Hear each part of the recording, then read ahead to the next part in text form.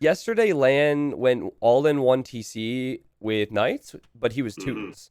So I think Yeah. Slavs are probably better at doing that, or maybe just as good. So, anyways, welcome everyone. This is the official intro for YouTube as well. This is the bronze match in the 2v2 World Cup, and this is in many ways hype and in many ways sad because this is going to be the last time that we see these teams play in the 2v2 World Cup. But they had amazing showing. They all breezed through their groups. In Brazil's case, they had to earn their spot, or sorry, they had to kill off Brazil B, which was an amazing team of Goku and Riot. And so, anyways, this is going to be the last showing for these teams and a lot more prize pool on the line if they get third place.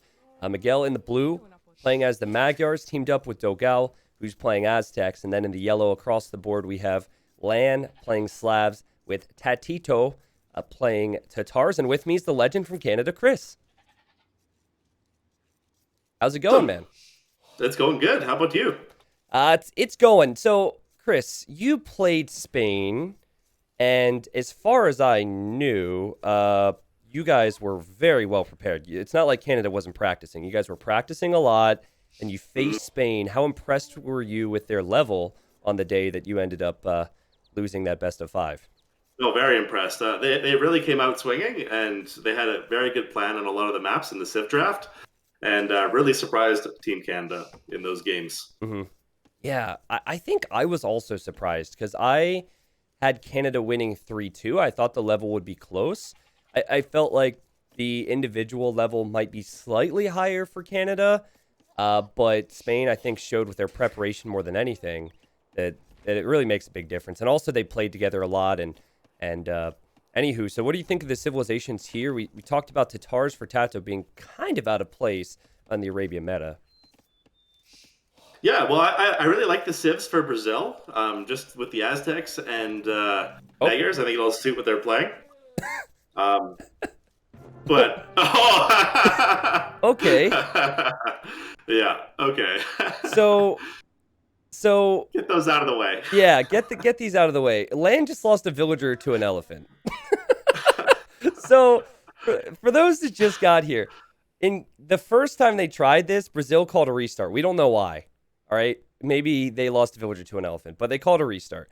And now Spain, they're calling their restart. So we have no more restarts throughout the whole best of seven, which is really nice. But that's kind of a funny way to start off the Browns match. Yeah, not what you're expecting in a And series like this. yeah, seriously, I don't know what happened the first time. It's so awkward as a caster now, Chris, because we have to act like we haven't said everything already when we actually Mhm. get into that game. So it'll test our All good. skills. All good. Yeah. I'm okay with that though, and I think it will give us more flow with the series. So not a big deal. Yeah, now we won't be interrupted in the next one. So, yeah. I think they've launched the next one. Okay, yeah, they've launched the Yeah. next one already. So we have about a minute, and Mm. I guess we could talk about it now. Okay, Tatars, a civ that gets free thumb ring in Castle Age. If that's going to be the archer role for Spain, I think they need to take advantages in Castle Age because that Cav Archer switch can be really expensive, even though it is strong for Tatars. And you're going to be up against, well, Aztecs. I guess it's not the best Arbalest civ, but they still do get Arbalest. Absolutely. The Aztecs have the really good economy in this previous patch. So I feel like Aztecs is probably a slightly better Archer Civ in this case. Yeah. But Magyars and Slavs would be pretty close, I would put them. Cheaper scouts with the free attack upgrades versus the farming bonuses from Slavs. Yeah, we'll see. I think Magyars Slavs, it's a fun little combo because Magyars are more power spiky with the Mm. cheaper scouts and the extra attack. But in the middle of each age, Slavs should be better due to the farms paying off. So especially mid Castle Age, if Spain's able to stay in the game against that Magyar attack, then I think Slavs really start to shine. They're one of the best civilizations to add additional stables with and just start spamming knights. What did you think about your place on the Canadian team going into all this? By the way, like, did you feel as though you're more of a specialist because you did play Chaos Pit a lot, or yeah, what was the overall consensus, I guess, for the Canadians? Yeah, so for Team Canada, we chose basically to use Hera four times, and myself and Slam three each, um, What is? just to yeah, what's Miguel doing? Yeah, like what is happening, man? Like this is a rough start to the series here, Chris. I'm sorry. Go ahead. All good, all good. Yeah, so for Team Canada, it's just we did plan to use all of us, and we thought let's use this where we think we're strongest. So yeah, I thought personally that Slam was a little more of a meta player, and he'd been playing for a few years doing that type of stuff. Yeah. And they figured my experience would be good in weird settings, and so we kind of split it up that way for those games. Okay. Yeah, makes sense. It's kind of what I was able to gather as well. These teams here, there's no three-person squad for them. They've been playing all the roles for their teams throughout, and we have the third place match, best of 7. It's officially going to go down here. I have Chris, the legend from Canada, with me. Dogal for Brazil, playing as the Aztecs here in the green, and he's teamed up with Miguel, who's playing Magyars in the blue. Expectation is to see scouts and archers there. Tato, great series, great player. Or sorry, not great series, great tournament, I guess. He's playing as the Tatars, and then Lan playing as the Slavs. Yeah, wow, and I think we'll probably see a Drush fast castle from probably the Aztecs and the Tatars in this game, if I was to guess. Yeah. And maybe some scouts from the other two players. Yeah, I Um, think Tato's done Drush FC a lot, and Dogal's done it almost every single time on a standard map, so that's a good guess. yeah, it looks like the maps are very open, all four. That's going to be a big deal. That's going to cause a lot of action and friction during this game. Yeah, I'm so surprised, man, at how bold teams are with their Drush FCs. I mean, I guess Land's the scout player, right? But let's just say he was going to try and go fast castle. It seems like it should be suicide. And even Dogal, I guess he has more woodlines to work with the walls. But I've watched Dogal enough times to realize that he's going to make this happen. And Tato maybe doesn't have as many woodlines to wall between. But with Tatars having more food on the sheep, it's probably the best use of their bonus to go into Castle Age faster. Yep, absolutely. And I think they all have a good start so far, other than that, the house, stopping to build the houses for a second Yeah, there for yeah. Miguel, getting housed at the start. But looks like they're just looking here. Looks like, is anyone going for a pre-mill drush here? I I'm half think tempted to say Tegeo and Tato might be. I think so, yeah. Tato trying to steal these sheep. So he's over at Miguel's base, and then you also have Lan here. By the way, my apologies to Chris and maybe even the viewers here if you hear a cat meowing today. Cat seems very upset that I'm spending my entire weekend on the computer. And I don't know how loud it is for you, but it's really loud for me. But back to the drushing. The barracks is going up for Tato. The barracks is going up for Dogal. But we have both Spanish scouts over on Miguel's side. Yeah, that's looking a little dicey with that hill on the wood and no loom there. Could be very dangerous for Miguel. See how Something he reacts to this. Norway did this. Russia did this. A lot of teams chose to do this. And Miguel, he was on the wrong side of this yesterday. But Oh, for whatever reason, yeah. Spain's coming this way. So they're not actually going to the woodline. I think this is a good situation for Miguel then to not have lost a villager. Yeah, definitely. That one Vill on the side of the wood, I thought for sure was a goner. So it's fortunate they're turning around All for right. him. Militia coming forward then. Yeah, are you surprised that happened? It looked like they spotted the Vill and then they decided to swing around for some reason. Yeah, that was very strange. Very strange. But maybe they thought he was going to get loom Hmm. or it spotted the scout too early, and looks like they're swinging over to the Gao now. I wonder if that's why Lan researched Loom. It said he's a villager behind, but he researched Loom really early. I don't know what the mindset is there. Do you want to research Loom before you see the threat? Probably not, but he did research Loom rather early, and there wasn't a real need for it. But he'll be safe. He'll be on his way to Feudal. Miguel will be on his way to Feudal, and then the other players are making the militia, and they're walling like crazy. Yeah, wow, look at Gale's walls. Already just kind of circle closing the whole thing. Hmm. Yeah, and Tano doing it, something similar, but at a slower rate, I would say. Yeah. So I spoke to MBL and Viper yesterday. It was all about game 1 against Spain. And it was not the first time I'd seen MBL do it, but MBL said that he had decided to send his Drush over to the Archer player, because if it's a Drush FC war, it makes more sense to delay that Archer player. And that's actually what Spain's doing now to Brazil. And so the militia and both scouts are here from Spain. This is amazing coordination from them. That really is. They got in right before the wall finished, too. And this is going to definitely frustrate DeGale a little bit, make him respond to this.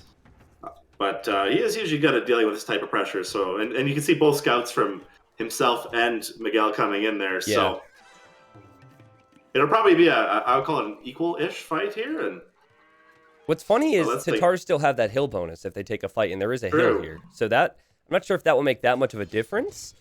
It could. They're on the hill. Yeah. That was actually sick. That was sick. That scout's weak. This is a pretty good fight so far for Tato. Ultimately, he's probably not going to kill anything, but if he's able to stay here and harass, it could be worth it. Absolutely. And DeGale still will close in all the way, it looks like. And it looks like Tato is going to finish as well before the scouts come in from either player. Yeah. So that's important. And maybe that's what they were thinking, too. These scouts here. Land's now in feudal, so that scout is now deadly, and DeGale will lose a villager. Another series, another rough start for Brazil on Arabia. Yep, absolutely. One bill down. That's not good. It looks like he will finish that left wall. But they're still being annoying with the harass. And that's what you got to do. Once you're in, just go all over the place. And when keep your opponent reacting. When teams don't make many mistakes, it's huge to get a Vil pick there. And Tato, I suppose you could argue, is in a better position with the eco as well, because he has more food from his sheep, and good micro from him, good micro from Lan. Just being annoying with the scouts, Chris. Like you said, dictating the pace of the game, making Brazil react to them. Absolutely, and even with those two scouts, like you could fight here and see if you can do some damage, or you can run around, and then you always know what DeGale's up to. Is he booming? Is he slinging? Is he going 3 ranges? Like, what's going on? So, all right. Well, there's no holes in the wall, so good job from DeGale throughout all of that to be able to handle it. DeGale's had some insane Drush Fast Castle times in this tournament. I remember 3 games in particular where he was up at 1630 with 2 ranges. Everything was just as perfect as could be in a tournament, which is not so easy. But I think he's going to lack some resources here compared to Tato. Then again, Tato is up to feudal age way later. So scouts will be knocking on the door at his base right now. Yeah, he is. And he's going for a very big economy, Tato. That's 30 villagers. That's a lot going for Fast Castle. So it does make me wonder if he's doing something slightly different than normal here. Yeah, maybe he just wants... Sometimes and I'm looking at his resources now, and it's really going to be high when he gets to feudal, but sometimes maybe it's easier to get the 2 ranges up and get the archer numbers out if you do it this way. I'm curious, DeGale's castle time might... Yeah, it doesn't look like it's going to be quite that strong anyways. So fortunately for Spain, I think the damage done there means that Tato will be in a good position regardless of the late uptime. Yeah, I think so too. They did slow DeGale down. Just that delaying that, killing that Vil and harassing the berries has made it so he's got not enough food by just a little bit. Yeah. And Tato, he's going to go up the second his buildings are up very, very fast. Scout players walled at this point, Chris. So Miguel spending time to wall throughout all that. Is completely walled, no holes. Good eco, but compared to Lan should be maybe in a slightly better position. But what I don't like about Lan's position is that he has the forward berries there. I guess there's only 150 food remaining, but if DeGale were to come forward with a spear and 1 archer right now, he could start harassing that. He could, and it's one thing that I don't think we'll see, just because you don't know how many scouts your teammate has versus the opponent. Yeah. And be risky to come right before crossbow, but you are correct. I mean, there's not a lot of food left there, so you'll probably clean most of it out and then wall that area. Yeah, sometimes players will send a few more villagers to berries just to soak it up, eat it before the trouble comes in. But yeah, I'm looking at the gold position. I mean, it very much feels like both archer players are going to go forward here, right? So I think absolutely. Who's going to go forward first? Who's going to end up being proactive and reactive is the question. Well, look at what Miguel's doing. Miguel doing, with the scouts? Is that what you mean? His base. His base? Oh my God, Stonewalls. I'm like, there can't be anything wacky coming here. So you alluded to the fact that you trained with Brazil and you maybe had an idea of what the Brazilians might do. Is this something that they did in a practice game against you? No, this isn't actually. So I think this is probably more of just what happened yesterday with Miguel having a little trouble by his walls. Yeah. And just deciding to be a little bit safer this time around. So. Wow. Okay. He's taking a page out of CL's book, but there's still areas that do not have stone walls right next to that barracks, which is really worrying for Brazil. Yeah, you're right. You don't want to leave any holes, especially not right in the front middle. So. Right. But here comes Dogal. What do you think about that move? Overall, we don't have too much time to talk about it, but what do you think about investing into the stone walls in that spot? It's one of those things. It's like if you're actually going to get pressured and it's going to save you, it's totally worth the investment. Yep. If not, then you definitely want the 2 TCs. So I think the answer is it depends. Yeah, that's true. I think that your teammate Hera would just die if he had to make full stone walls like that.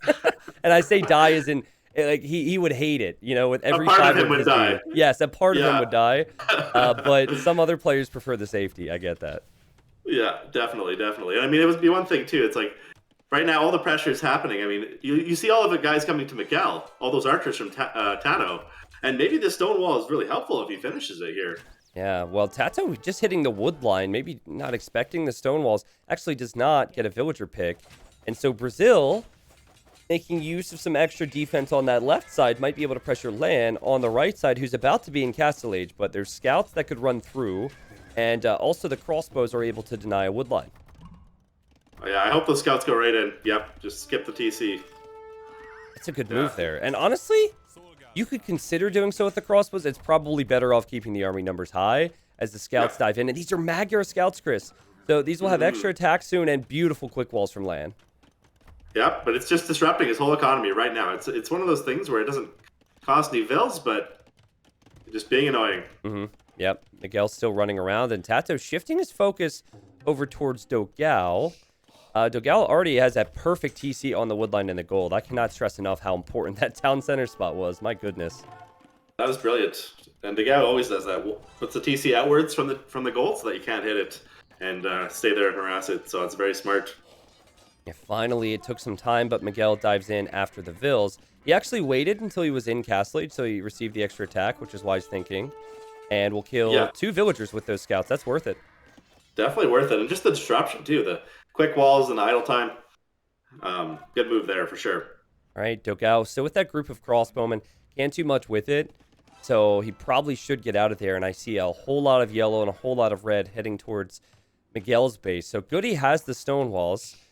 But he needs to be very careful. He actually has his stable forward. So that stable could be an area that the Spanish players could easily target. You take out a stable, and then that's less production buildings for Miguel. Yeah, and he reacted quickly, which is good. But he still has that palisade wall in front, like you were talking about earlier. So yeah. We'll see if Tato notices it. I mean, it's also, he is getting to a decent number of knights here. So, but with land coming in too, it makes it more difficult. And if he had just stonewalled 3 more tiles there, he would not have to deal with this. So it's so frustrating. And I think if that ends up making a massive difference in this game, which fortunately doesn't look like it will right now, it's possible that can get in your head a little bit too. Like, damn, why did I do that? Why did I make that mistake? 2 villagers down just because he had to re-wall behind there. Absolutely. It's still actually open in 2 spots by that stable behind the gate. But they are just picking off the stables like you were talking about. Just being annoying. That's a good move. And, because the only way Miguel gets this pressure away from him is if he makes military. And you cannot make as much military if your stables go down. So Dogal with the Vill lead, and Dogal is very well known for carrying in this position, but his teammate falling behind. Yep, absolutely. And sometimes that's why a few players will build their stables just behind the walls if you're going to stonewall. But, yeah. But looking pretty good here. Even very similar amounts of army, I would say. Yeah, I love the Tatars right now, Chris, but I'm wondering when it's going to drop off, right? They have to do damage because Tatars do not get Arbalest. Yeah, and you can see Tato adding 2 TCs, so he's going to be on 3 TCs, while Miguel is kind of sticking on the 1 for now. Okay. Fascinating. Well, a stable already down. Barracks will go down. That's not that big a deal except for just spacing. This is an area Miguel would have wanted to have stonewalled up. He does have full armor, And with Magyars, he gets the attack upgrades for free. So while I don't think the eco is that good for Miguel compared to Lan, there is potential for Brazil to get a big clear up in just a minute. Yeah, and this is what I was talking about as their strategy. You can see DeGao researching coinage right now.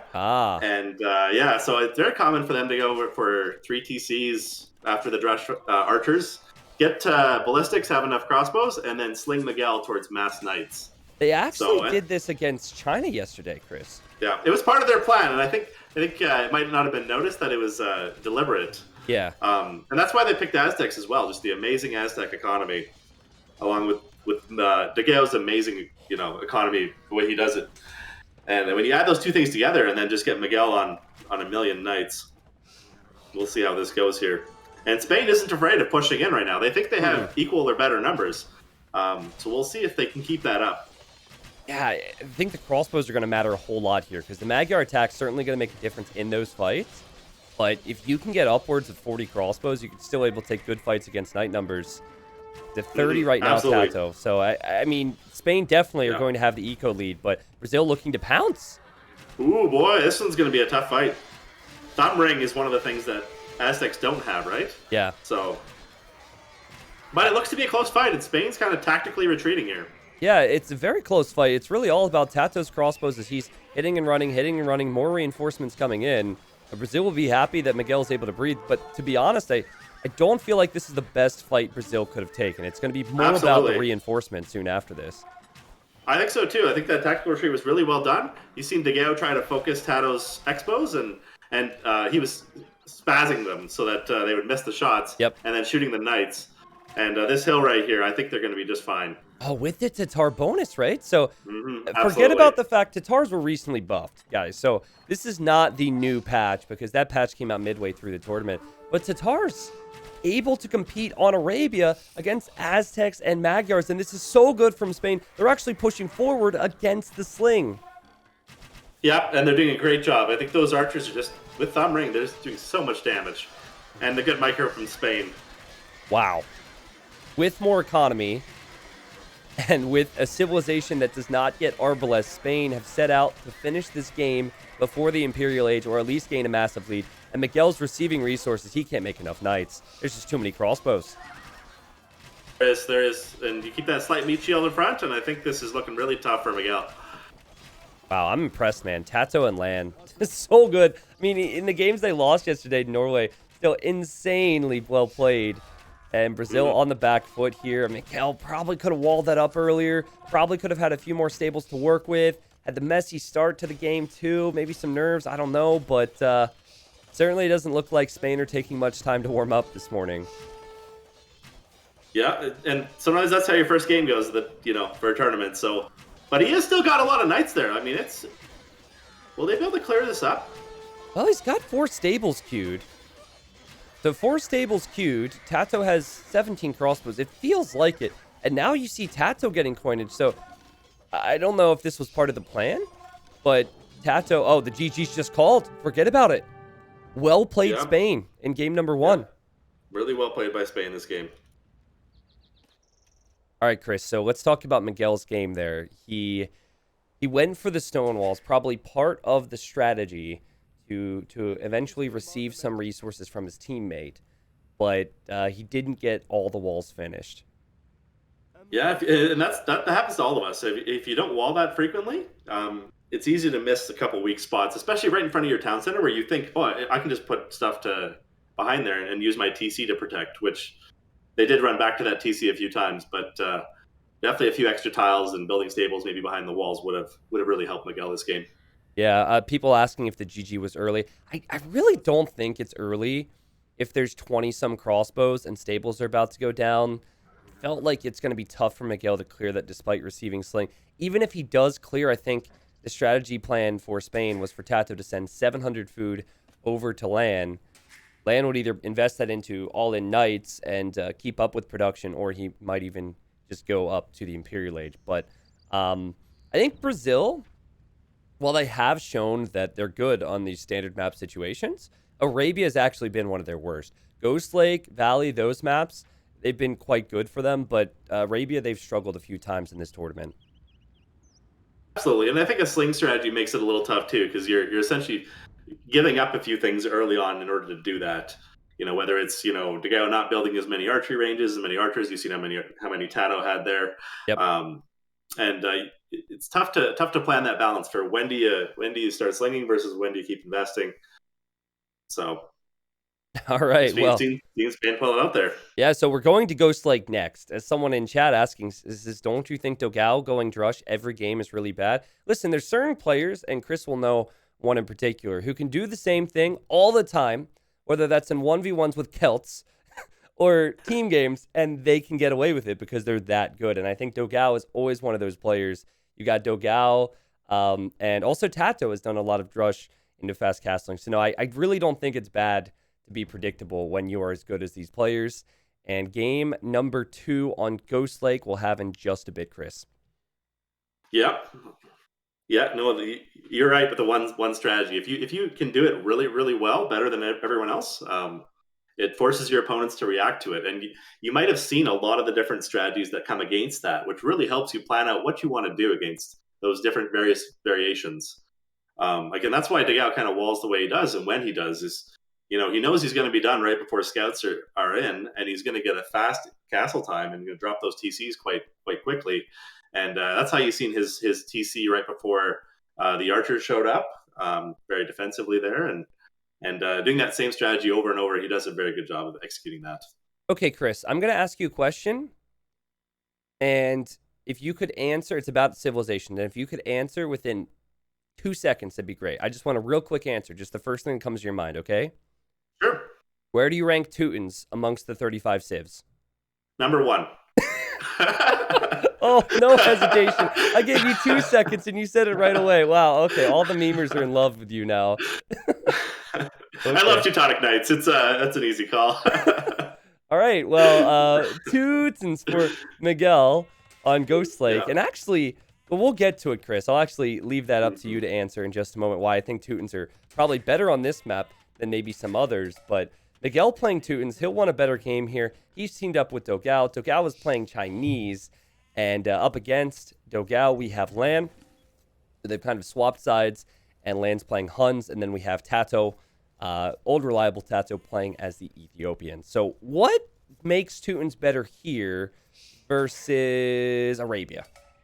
Yeah, so here is definitely a more flat map with very easy to wall and means the economy bonuses with those quick farms. Even scouts will be helpful. Mm-hmm. So I do think that, and the extra melee armor on Teutons too is good. You would hope as Teuton player though to end up against the enemy knight player, because that's when that advantage helps a little bit more. But it seems like we're seeing that interesting set where they're cross. So the archer player is playing against the knights player, and same vice versa on both sides. So that causes some weird strategies to be effective. Yeah, especially when they're so freaking close, right?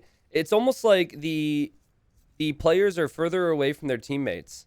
So it's not as if they can really support each other that much when you're so close to the enemy on the flank. We've seen a lot of walling on this map. We've seen a lot of players forgetting about making scouts. So I'm wondering if Miguel will go for something that a lot of players are going for with Slavs, and maybe Land will do it too, where you just wall, go about 20 or 21 pop scouts, forget about military, and just add eco to have a really fast castle time. And that's a good strategy, but it's much easier to do against the enemy scouts player. Yeah. If you're against an archers player that is going to bang on your walls with crossbows, 17 minutes, 18 minutes, it can still be a little dicey. So we'll see how effective, or what he chooses, actually. I mean, yeah. That's a good point. Like maybe it then makes sense to go more towards that meta, which a lot of teams do, where you go feudal age archers and scouts, try and pressure that passive play from the enemy. Yeah, if you can, and it's looking tough because it depends how wallable the map is. Ghost Lake is so hit and miss. I mean, you look at Miguel's map and Diego's map, and they're pretty open. I mean, yeah, not definitely still wallable. I know Degeo will find a way no matter what. But if you look at Tato's map, yeah, it's not that hard to close in, I don't think. Comparatively, very similar, I would say. But yeah, he could make it happen, but a Drush or some early scout harass could definitely do something. But Tato, building houses on the front, wise move. Something that people could learn from possibly if they're watching, to use those buildings as part of a wall. I have loved Ghost Lake because so we actually are working with the map gen, the base DE map gen, but we made tweaks to it to make it better. Mm-hmm. And the main golds are always close to the ice on this map. And I so, like that addition. yeah. Tell me why you like it instead of me It saying just why do you. it forces early action, especially in Yeah. mid castle age. You don't really have a choice. If you lose that main gold, you're going to run out of one of those back 4 pile golds in mid castle age. Yep. So you have to TC it. You have to put a castle on it. You have to have enough army to defend it.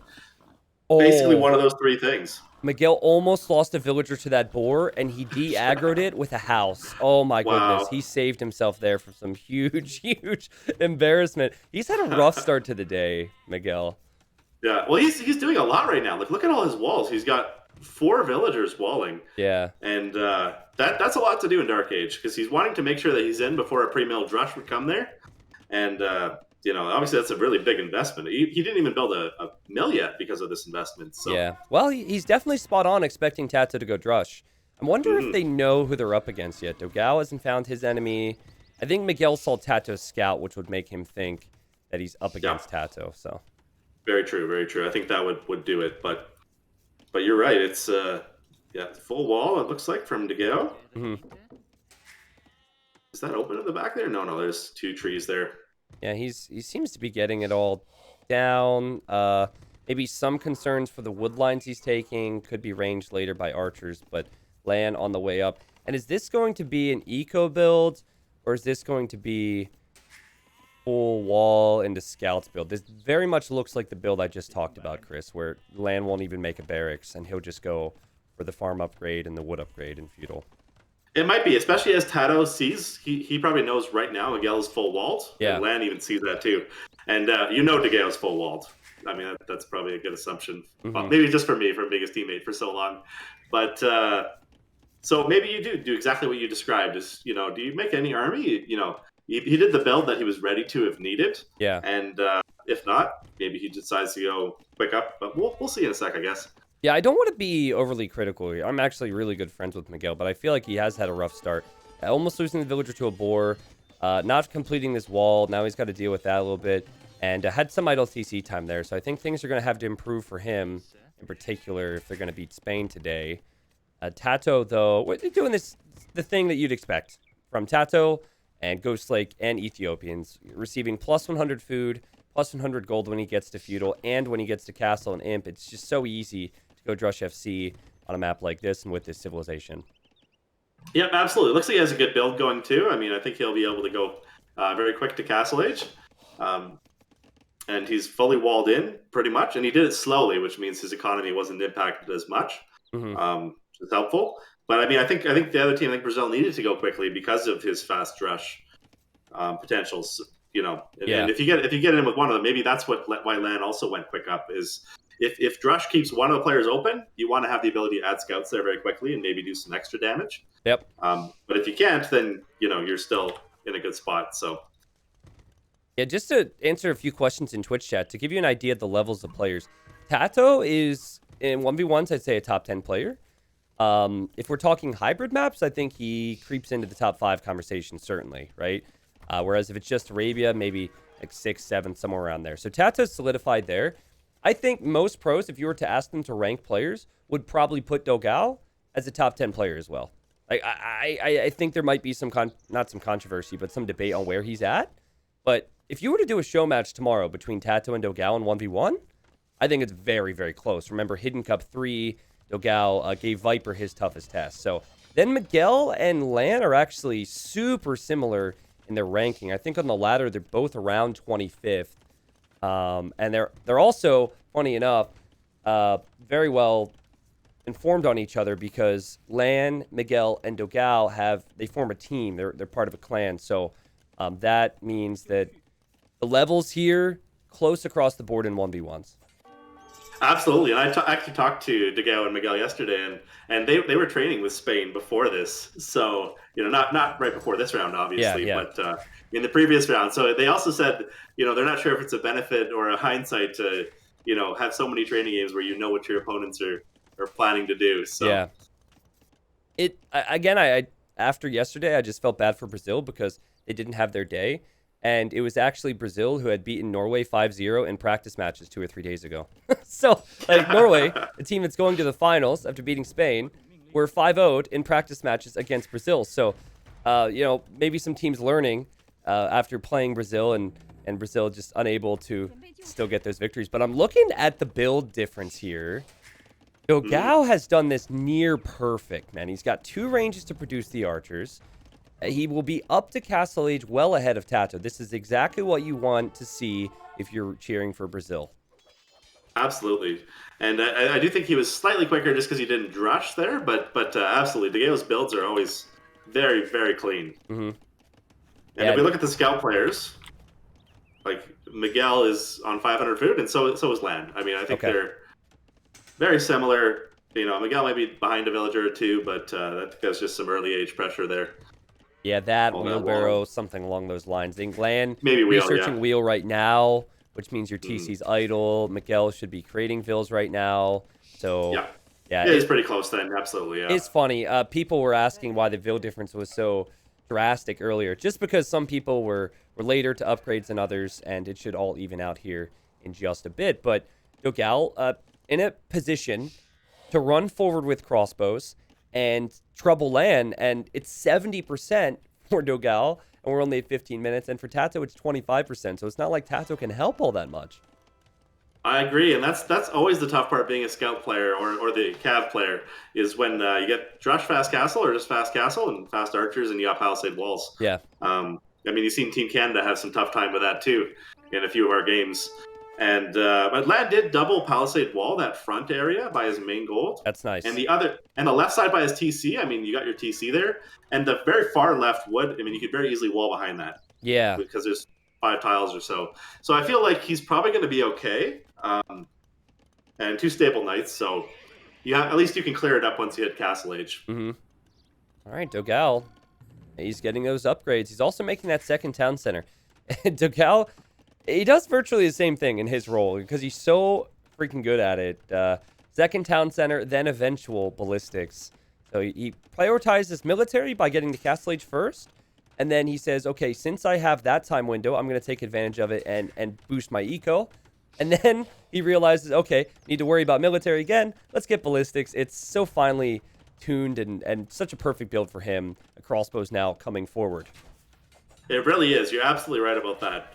Dogao is a mastermind when it comes to when to do what when. Yeah. But I mean, like you said, Tato is very, very much the same way here too.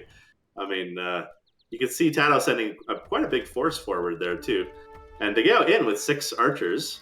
But just like we were talking about, by the TC there, it just has a little bit of idle time, but he's completely fine. Yeah. So you can't really do a lot of damage. Now the question for Dogao is, do you stick around? You just seen Land hit Castle Age. Let's see, does he stick around or does he peace out? Yeah, I feel like you kind of have to peace out here. You have to know what Tato's up to. So the scouts are moving around to find that. Tato is coming over to help his teammate. I say help, maybe actually push Dogao. So Dogao piecing out and heading back towards his base right now. I think so too. It looks like they will push Dogao. I mean, I guess I can say this now the tournament's over. I'm a much bigger fan of pushing the Cav player because you can't have archers behind your walls. And because the archer player, especially with Dogao, he's already got 2 TCs, getting ballistics. It's much tougher to do pressure, I would say. Mm-hmm. But as you can tell, I mean, it looks like Tato was just going, hey, maybe we can clear that up 2-on-1. And now they're meeting up, which is very good. And you can see also Miguel coming over to meet with Dogao as well. Mm-hmm. Yeah. So very smart from both players at the same time, yeah. Miguel also just using that scout there. We just caught the tail end of it going down. So he's been looking for those crossbows. Yeah. But all the players using their scouts just to find out where the armies are positioned. And this will probably lead to Brazil falling back at Dogao's base. And if Spain are really, really smart about this, they could actually push Miguel, and that's what they're doing. That's so smart. It really is, too. You cut off that army reinforcement line and split the forces and just make it confusing for your enemy. And even without, so they're both getting ballistics now, looks like. Yeah, ballistics on the way for both players. Ethiopians having the faster firing crossbows. I think Chinese just having overall the better economy. Plus it's Dogao, 47 villagers for him. He almost has a 10 villager lead over Tato. Jeez, wow. Yeah. Dogao things.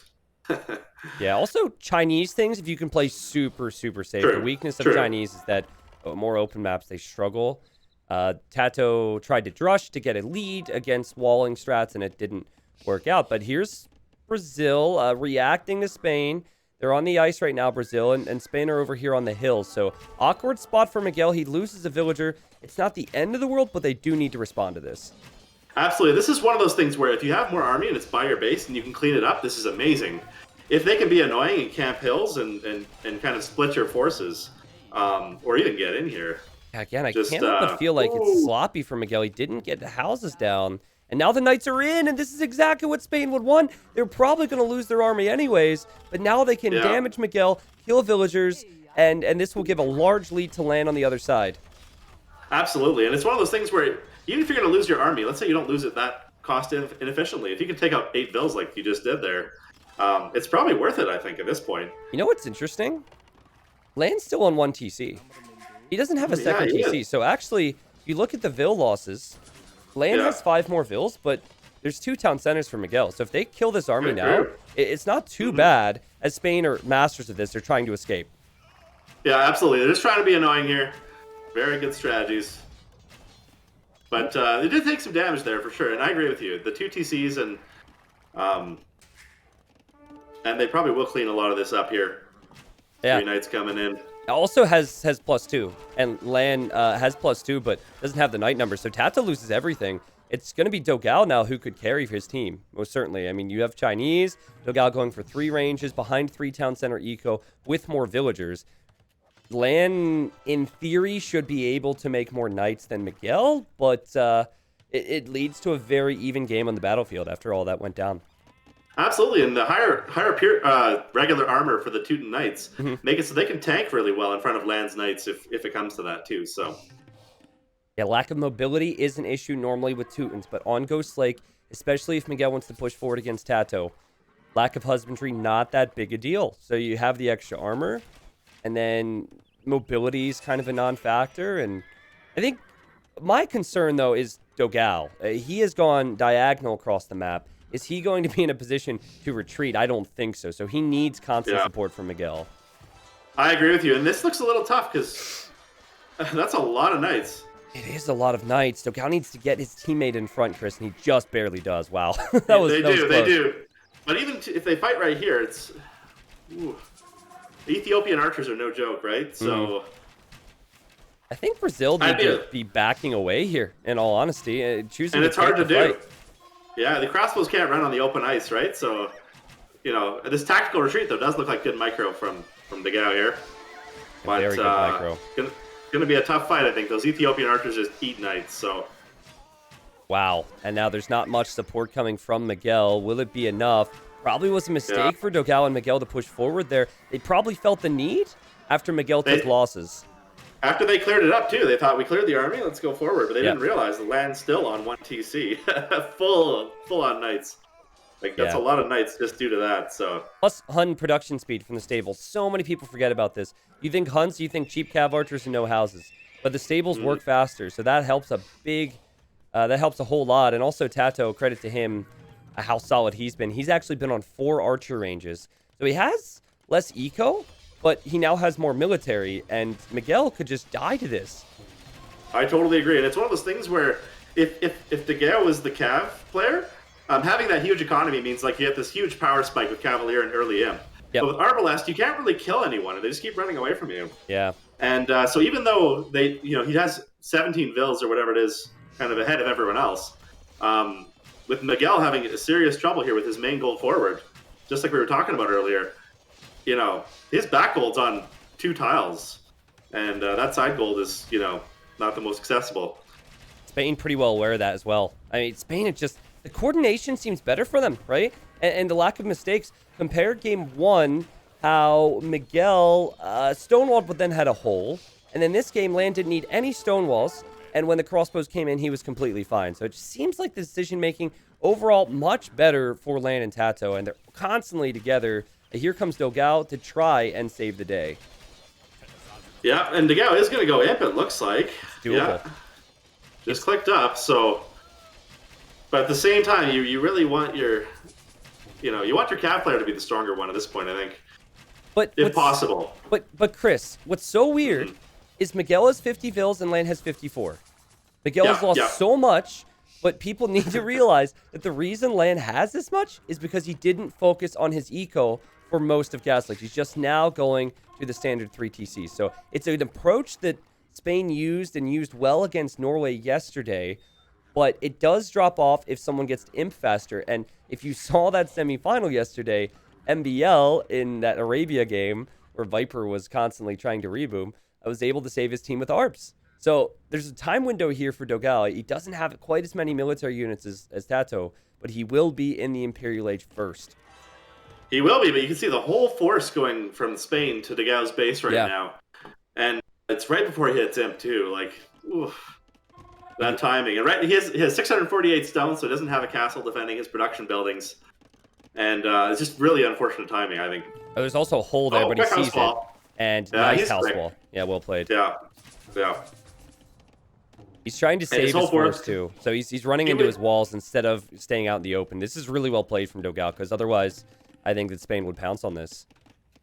And I think he'll be fine, actually. I think you're right. You got quick walls. He's going to be an imp. Being a little brazen there. Okay, he's putting a house there.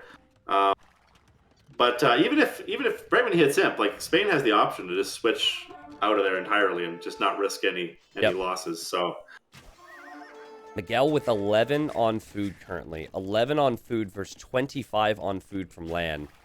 The Lan completely outplaying Miguel, no question. I think Spain are also the masters of buying time, so Dogal needs to react to this force, and he's getting those upgrades now to do so. He very much like Tato and Lan to just run around in the back, keep Dogal from hitting them. Oh, he's putting a gate and a stone wall. Will he be okay here? Pretty okay for now, Chris. He's got the upgrades on the way, so Spain will need to leave. But if Spain are able to have a presence back here, then Dogal can't push forward to hit Lan, and that's what they really want to do. Lan's got that forward gold. That TC could easily be taken out. Yeah, and you see the 10 Land Knights coming into Miguel's base there with no fletching on there on those TCs. Oh, man. I think that was a hole that Miguel had to delete earlier when Dogal came to help. And everything falling apart for Miguel again. He's adding his third TC. And there's Spain. They're taking losses in the back, but they are also running away and buying Tato time as his upgrades are on the way. Absolutely. And then they're taking a few losses, absolutely. But, I mean, Lance still got a full Knight Force there. And Miguel cannot deal with that. Without fletching, with less units. No. And so much of his economy is just kind of in trouble right now. He's going to try and reboom, but even if, unless Dogal kind of leaves Arbalest there, it's kind of tough for him to deal with this.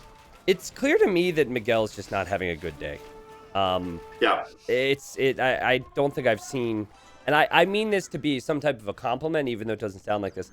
I don't think I've seen Miguel play this poorly in a long, long time. So I think something's up. He's not having his day, but Dogal is playing as good as ever. And he does have more military units than Tato now. So, there's potential here. With the Arbalest heading over towards Lan and Lan still being stuck in Castle Age, it feels like there's definitely potential that Brazil can hold on if Dogal can do it on his own and just stabilize the team for now.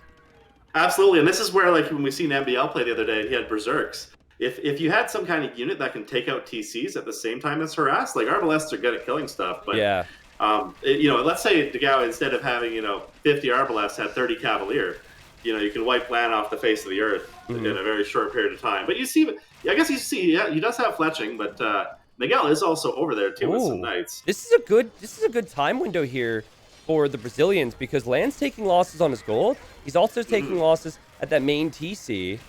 That's also his Imperial Age TC, by the way. And also Dogal's going to drop a forward castle on him. So they're giving themselves a shot, Brazil. And it's all through Dogal. And Dogal has also defended Miguel so Miguel can boom. Absolutely, and if they could somehow get Lan off that main gold, and you could stop the Cavalier production before he hits imp, I think that'll be a big difference too, if possible. Yep. Now he is going in. It looks like he's just Dogal microing like crazy here. It's tough though against Ethiopian Arbs. Ethiopian Arbs should have the firepower. So Dogal forced to back away. Don't tell me Lan's gonna lose his Imperial Age TC. Are you This has happened so much in this tournament. It's happened to me even. What is this? Well, we'll see. I mean, he might repair it. We'll see, I guess. I mean, that could win Brazil the game. They need this so badly. The castle's firing on the town center. The Arbs are firing on the town center. This happened to Lan against Norway yesterday. You're kidding me. Oh my god. Wow. So now the fact that Miguel is stuck in Castle H doesn't matter so much. But then again, Miguel is dying at the same time. What is this game, Chris? I have no idea what's going on anymore. Like, the score is swinging now for Brazil. Diaz is doing an amazing job cleaning up land. But at the same time, Miguel, like you said, is completely dead. Yeah. I almost think, like, if you're in either of these players where you're dying here, you just give me stone. I need to drop one castle so I don't get, don't lose my last 50 bills. Yeah, that's a good point. Dogao actually slinging Miguel back into the game. So Miguel could go up to Imp soon. And let's check the new TC. Lan has used the TC far to the north for his Imp. So, I mean, he's going to make it, but he'll probably lose another town center. Yeah, we'll see. And now Lan's all over Miguel as Miguel's just desperately trying to reboom here, you know? There's not much more he can do. It's so hard to play in this awkward position when there's Arbs on your main gold like that. I agree. Those Arbs are just a pain to deal with. And Tato's coming to drop a forward castle on his main gold. So even if he does get back in the game, like, how do you afford paladins? Like, I guess the difference... What are you going to make? Scouts? Like... Yeah, Teuton scouts. Yeah, I mean, hey, Lowy the Legends do it. Why not do it in the tournament? It's just wild, man. But I think the difference I'm seeing is that Tato's able to lend some support over to his teammate. And again, he's losing some of these fights, but he is able to support. Whereas Dogao's going to need to get some support over there, like, now. And by the time he arrives, I think that castle will already be up. But then again, Miguel's on the way to Imp. And the same could be said for Lan. So, what a wild game here. 80 pop for Miguel, 77 pop for Lan. Yeah, very close still. I mean, I think the gold is one thing that's super important at this stage of the game. And, yeah. I mean, Miguel has grabbed the 2 on the right there, so he might be okay for a little while, But if you're getting raided by all these knights too, you just want fletching. Like, that helps out a lot. Yeah, fletching. Even Bodkin came in for Lan, so he really wanted his town centers to have some type of firepower there. He is 15 on food compared to Miguel, who's 8 on food. These guys are not going to make Cavalier. I mean, come on. At this point, just send resources to the Arb player. This is a 1v1 now. Yeah, I almost think, like, to be honest, like, do you just, do you say, hey, can you go halves and I'll go, like, just trying to go Cav? Like, I don't know. Yeah. It'd be tough to make a call here. The other thing, though, is Tato is taking Miguel's main gold, and that's not happening on the other side, and that could be a potential important thing in the near future here. Yep. Miguel actually walking across the map to build the town center to the left of the forward castles. That's the safest eco he'll have. That'll take forever, but that's a wild thing to see. When they trade, I guess they might trade. Yeah, okay. They might trade that way. Yeah, that's true. And then Spain might do a similar thing. And here comes Dogao with another force. What a beast Dogao is. And they're going to be on Lan's main gold now. So Lan doesn't have army yet. Tato's mixed in skirms, but he doesn't have enough of a force. Yeah, and with the knights there too, and hitting from both sides, he's going to clean that up. Okay, no problem. If Miguel gets his castle up, he can treb Tato's castle down. So that's actually a huge deal if it happens. But it's going to be tough because here comes Spain. Oh my god, it's a lot of knights. Oh, but the knights kind of stop for a second. He'll get it up.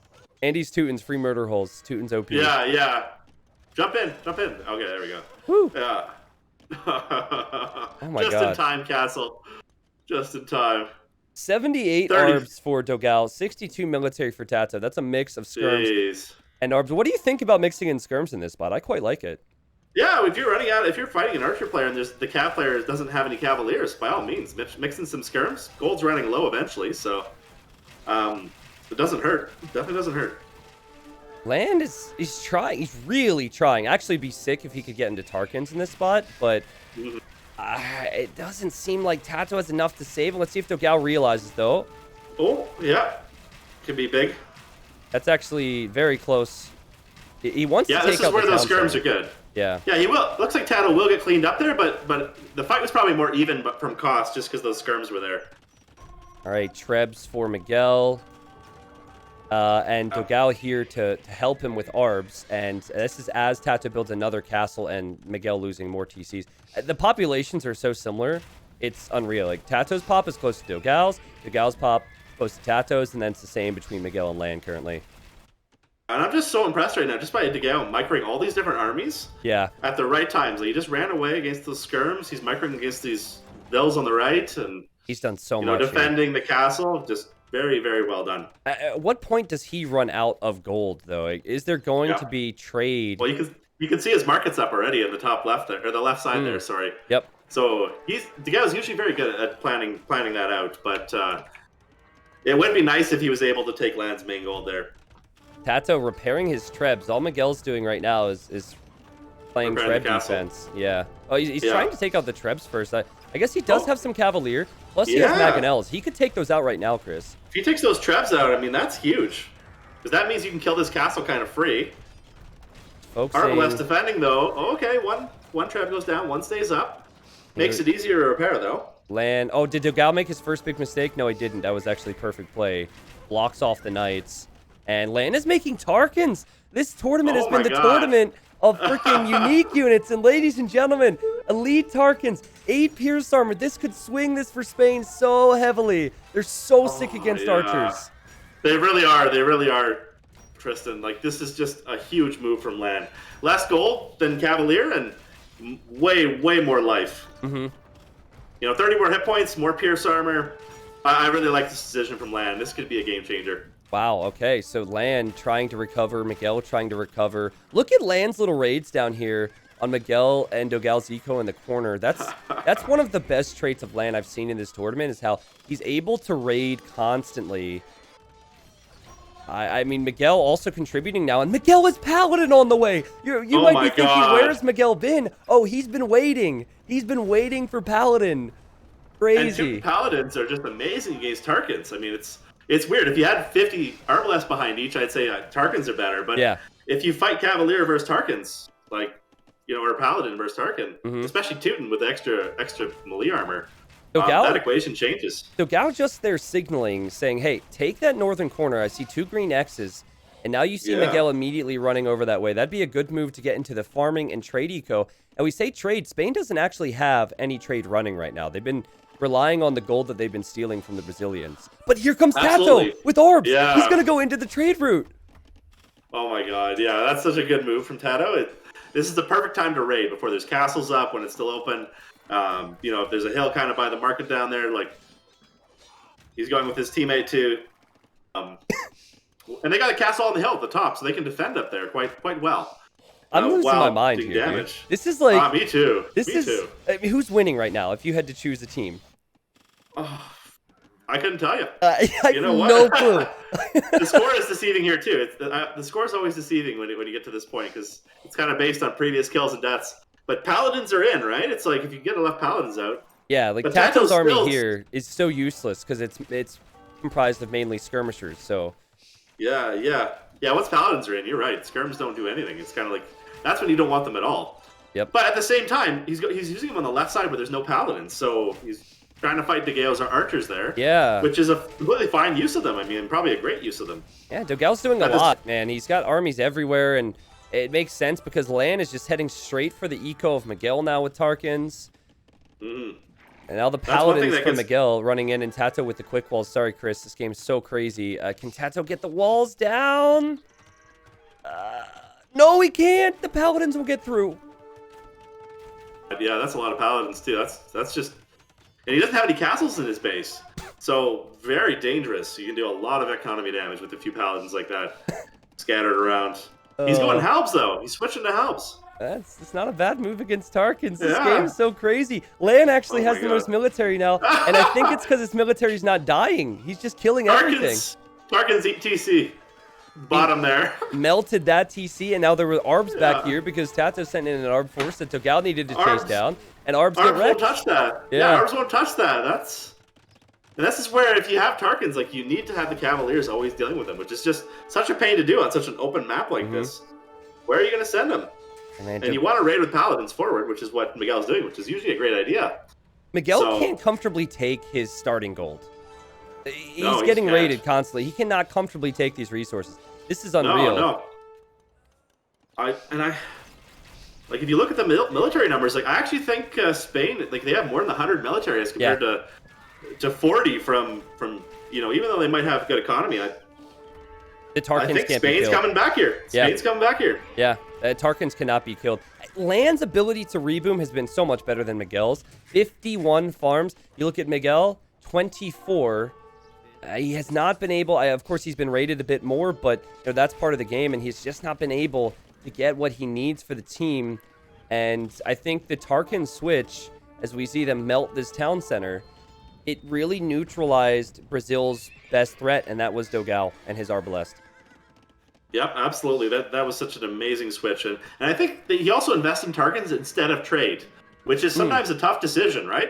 You see, the Brazil team went for trade, Yep. and Spain went, we're never going to get trade up. There's too much going on, and so they made more military, and they've been using that to stop the trade, which in hindsight might have been a better decision, even though normally it would be very tough to make that call. Yeah, I think if the roles were reversed, I know there's a lot of Tato fans out there, and I'm one of them. I think if the roles were reversed, if it was Tato doing what Lan has had to do in this game, people would be losing their minds even more. Lan is up to 200 pop. He's carrying the team now after losing his Imp TC, after losing multiple town centers. How is he now in the best position? This is unreal. It really is. Lan's ability to reboom or boom to begin with, very hard to deal with. I've seen it before. I've seen it yesterday. I played a game against him, and I thought I won that game, and he ended up beating me. So, wow. Seeing Lan do this it surprises me less because I know he's capable of this, but it's still very, very well done. He's truthfully everywhere. He's all over the eco from Dogal, in the southern corner, and also that main eco. He's still rating Miguel. I mean, say what you want about Miguel not being able to reboom. This is why. Because Lan is so much of a god. This is crazy stuff. Yeah, there's cav everywhere in this map. Oh my god. Like, and this is what you want to do. I mean, this is the very, very smart play. You got Tarkins killing TCs, you got light cab all over the place. Now he's setting up trade. Now he's like, okay, we got the army advantage. Yep. Let's start trading. And that's the time to do it. Yeah. So, very well timed there from them as well. Tato did take some big losses to the Paladins, but he now has Halb there. Should be able to clear that. Messy for him, but Lan, thankfully, was there. And that's a sign of every good team, is if who you see as your best player is not able to do what they're wanting to do in a spot, you have the other player there. And I just didn't expect it to be Lan. Compared to the other side, Miguel, who's the one who got castle dropped, he's kind of at that bottom score position, which you'd expect because of the losses. But Lan somehow ended up getting here. And what a performance from him. MVP performance from Lan. But also, it has to be said, he was propped up by Tato. Tato had to pressure Miguel for quite a long time. Tato had to save Lan so many different times, and that's one of the best games we've seen in this tournament, Chris. Yeah, absolutely unbelievable game. It's so much action, so much back and forth, and I couldn't have told you the victor, 10 minutes ago. So, really, really high stakes. Very, very crazy game. Yeah. Very enjoyable to watch.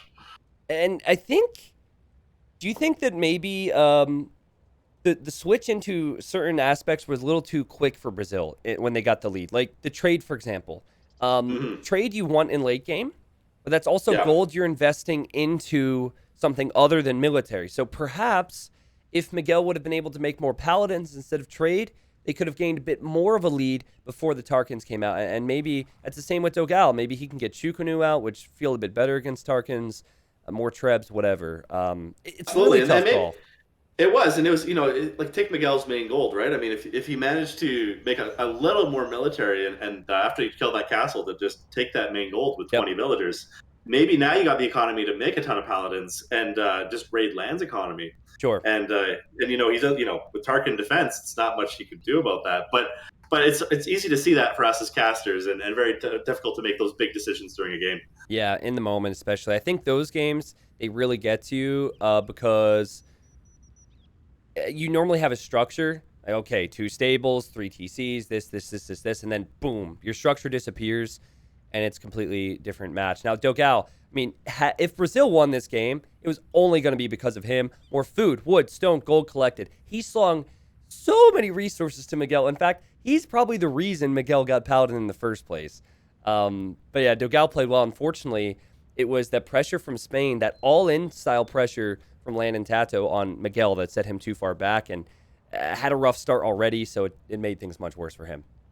Absolutely, and it's so difficult to know that lands on one TC because you don't really realize that until all of a sudden you see, oh my god, there's so many Yeah. freaking knights, and that's where you have to try and decide what to do about it. But not easy, not easy to do. It doesn't matter what team you are. That's we've seen that difficulty against Norway when he did so many knights that game too, and if you're not expecting it, it can really cause some damage. In this game, it did irreparable damage to Hmm. Miguel.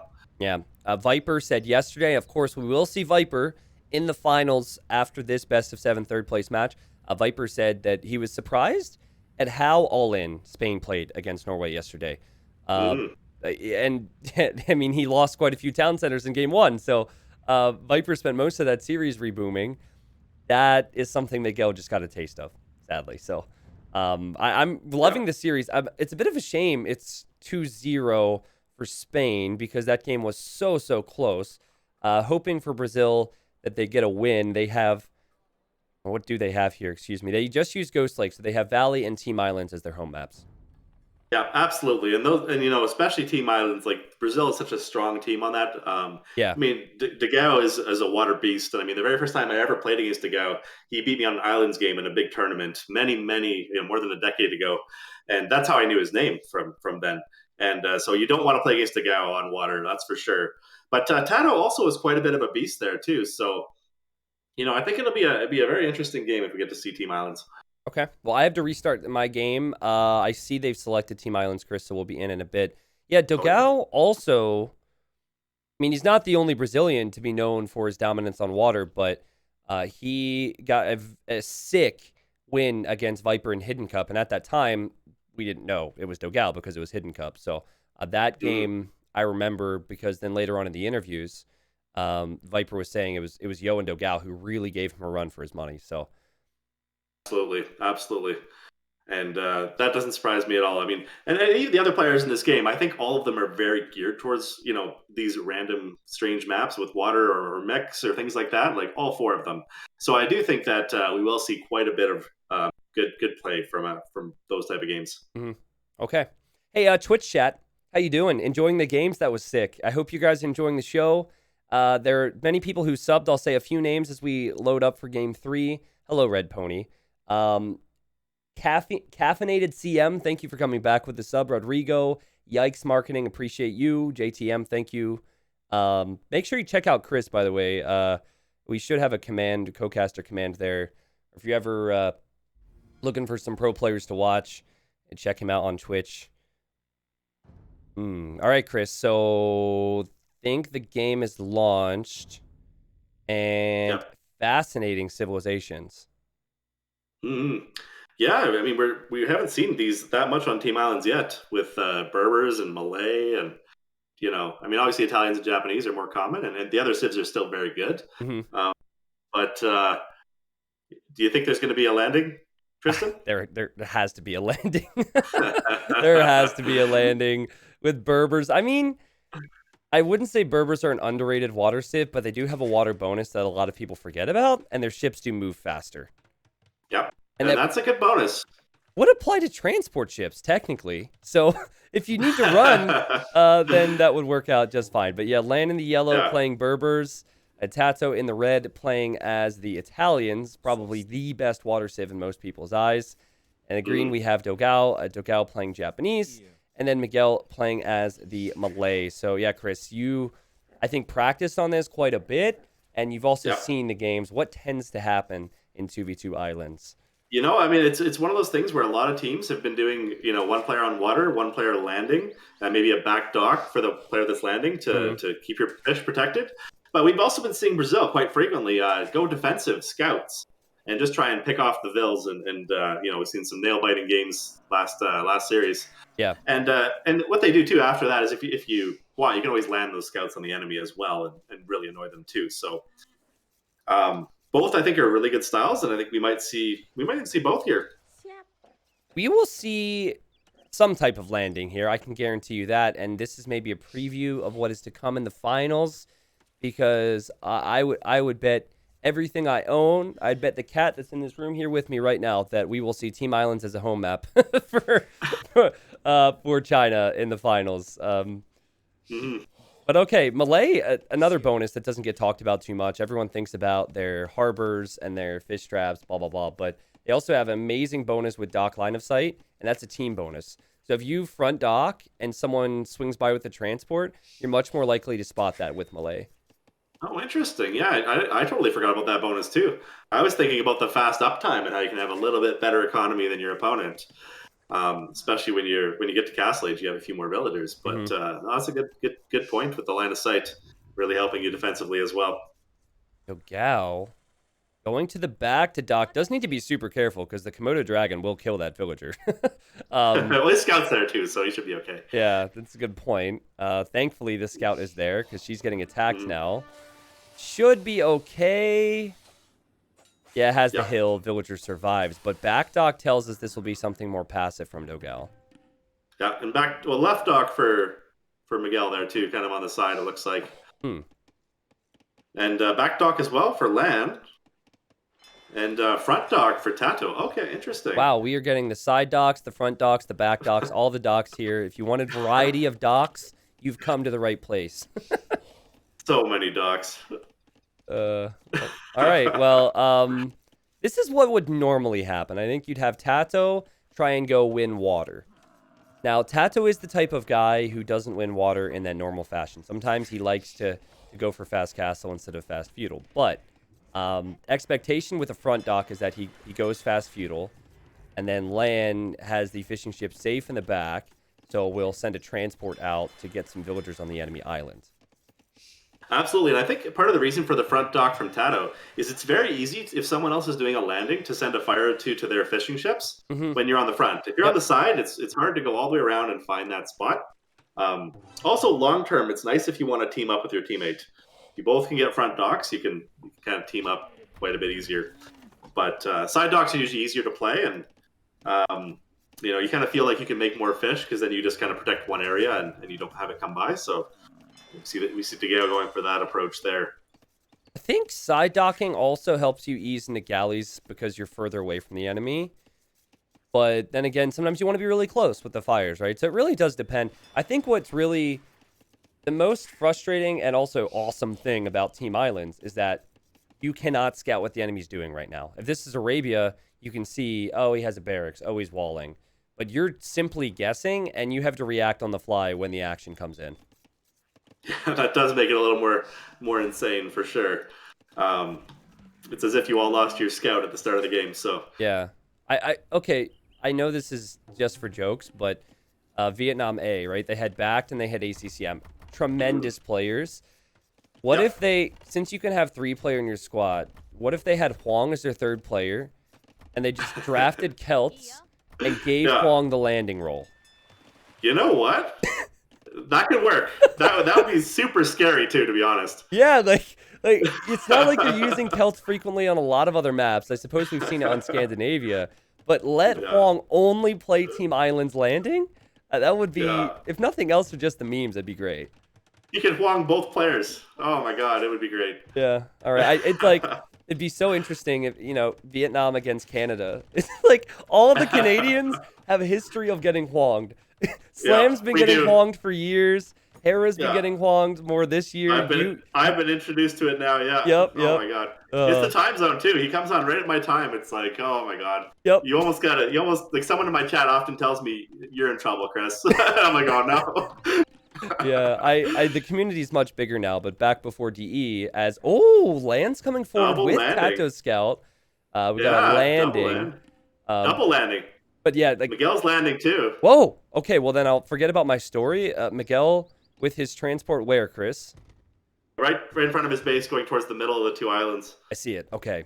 Yeah. So this could be very sketchy because if you do this, it's a messy game. This reminds me of old 3-on-3 Team Islands where the 2 pocket players would land in the middle. It'd be annoying. I remember watching some of those recorded games. That was wild. Yeah. Oh, and he's getting scouted. Oh, Miguel got scouted right away. Okay. But they also noticed the other landing. So both teams have noticed the enemy landings. This is so silly, man. And it's going to be nuts. It's really important that Spearmen come out for both Lan and Miguel to defend both sides. And I love how Dogal pre-walled, expecting this. Very smart thinking. Yeah, he's fully walled in. He'll be okay. That's very smart from from Nagao. At this point, too, I almost think, you see the barracks. Like, if you're both players, you see that the player you're going to attack has a barracks. Drop an archery range. Yeah. You know it's going to be... Sorry, Yeah. Chris, I didn't have the best showing in our Team Islands game because the enemy spotted me recently, but I actually practiced the build, how many to send to gold, how many to have on wood, to have instant scout and archer production with fletching. And it can be really effective if they think that they can defend with just a spearman, and if nothing else, just fire over top of the walls. Yeah, absolutely. And it's one of those things where a lot of people, like, this time we're actually seeing full walls around the whole base, which is nice. But if you can catch them before that, and they quick wall their wood in or something like that, that's when you switch. Like, that's the, maybe you wait until that moment so you don't overinvest. But you're seeing scouts on both players here. And I think that actually, I'm super surprised by this, but it seems like they're not going to do a lot of damage. No. But you do see Tato coming in on the left there, killing Miguel's fish. Wow. Yeah. That's huge. Well, DeGale, and that's what that power of that front dock, because DeGale would be doing the same thing if he was on front. But good call. That's going to hurt. Yeah, good call. Yeah. Power the front dock, right? And Tato also just recognizing that he needed to do this. Dogal unable to take out the fishing shift from land, so land had the potential to make more units. And I see the transport still moving around for land. I think he's about to hop in there, but I could be wrong. So much going on currently with an archer range now from Miguel in the middle area. Yeah, he is going for the archery range. And this is where you want to use that transport to hop over Tato's walls, because he didn't wall. He walled to the water. Very easy to jump over that. With those 4 scouts and 1 archer, just bring that transport, Miguel, right to that wall and jump in. He's not fully walled yet. He's walling in a circle so the transport can't be used like that. But Miguel's got to get these walls down. Tell me he's going to notice this. Oh, yeah, that's going to hurt. That's going to hurt. Yeah, that one little... He might be able to finish it. He's focused elsewhere. Maybe not. Oh, man, the theme of the day for poor Miguel. The scouts get in, and Land's got to be loving life. Miguel, he's lost his fish. He's losing fills. He still hasn't reacted. 3 bells down, yeah. Ooh, this is looking dicey. Fishing ship, too. Brutal. And now he reacts. He's got to fight with Vills, pull over some spearmen. And Land, he didn't invest as much into the landing. He just made the scouts, but he's got way more value from it. Absolutely, and you can see Land also walling in Miguel's forward stable, too, so... Yes, and also Tato with a tower defense and some walls. I mean, it's not going to do a lot of damage there, yeah. Yep. Tower's a good move. Miguel could always hop inside the tower, but Tato now stonewalling, realizing that he has no defense for archers. This, again, I think that we're actually seeing a bit of a... I don't know if you could call it a hangover from yesterday after the loss against China, but I think that maybe coming into today... Brazilians just not feeling it quite as much as they normally would, because this is a level that, like, those are the types of things that wall off is something Brazil gets 9 times out of 10, right? Absolutely, and he probably would have if it was another 30 seconds. It's just when you're under so much pressure, like multiple spots, it doesn't matter. Even if you're an amazing player, like Miguel is, definitely, it's just a lot of action all at once. And his fish were pressured while Land's fish weren't pressured. So until just very recently. You know what? Though? Yeah. Sorry, Chris, finish your point. I have something very important to bring up then. Yeah, I was going to say, it's just too many spots, essentially. Okay. It gets too crazy. Yeah, now, it's not like Lan is really in the best position. He is on his way up, but he has archers and scouts to deal with now. And Dogal, who's cleaning up on water currently, will be in Castle Age faster than Tato. So, I don't know if you prefer to have your water player in Castle Age faster, or if you prefer to have your...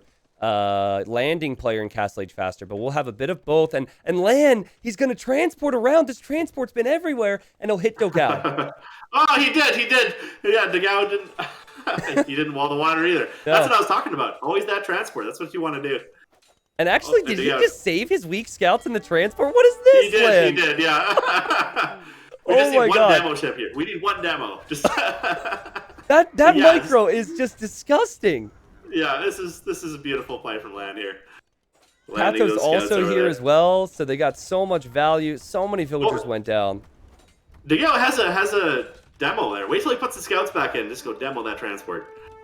Actually, fun fact: 1 demo does not take out a transport. Oh, you need really? 2. I didn't know that. Okay. Yeah. One of my favorite quotes from casting is, as actually casting with Slam, and Slam was like, "What? You just tickled it?" So that's what Slam ended up saying. But yeah, it takes off 80% of the HP, but 1 feudal age demo does not take out a transport. Oh, wow, yeah, no, that wouldn't be the best decision then. So DeGale's lost a few vills there. Also, Land lost a lot of his fishing ships. So Tato's losing his as well.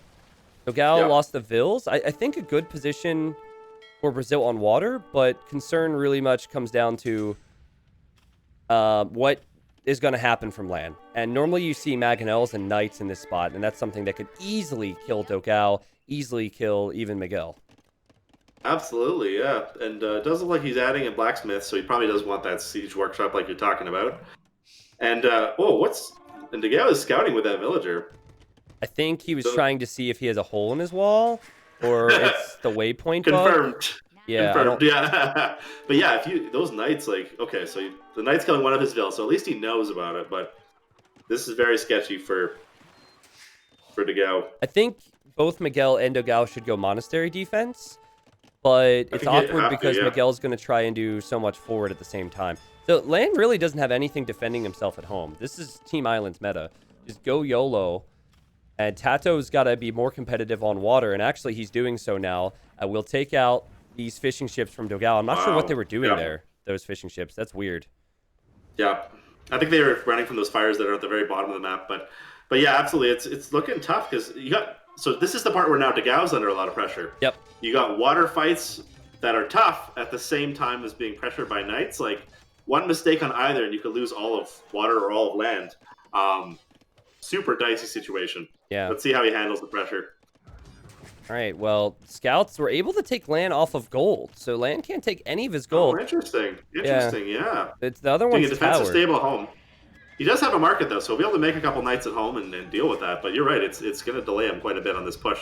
But that 4 knights, 5 knights, 1 Mangonel, like, you're DeGale right now. What do you do? Yeah. It's almost like both teams are going to struggle on land, but Spain have been able to do damage with Castle Age landing faster. That's what it feels like currently. And of course, Tato is going to be loving life on water because of the fact that Dogal is going to be threatened. So it should be easier for Tato, in theory, to do what he wants to do there. Sure. But DeGale is slightly ahead on water, but I agree with you. I think it's that focus.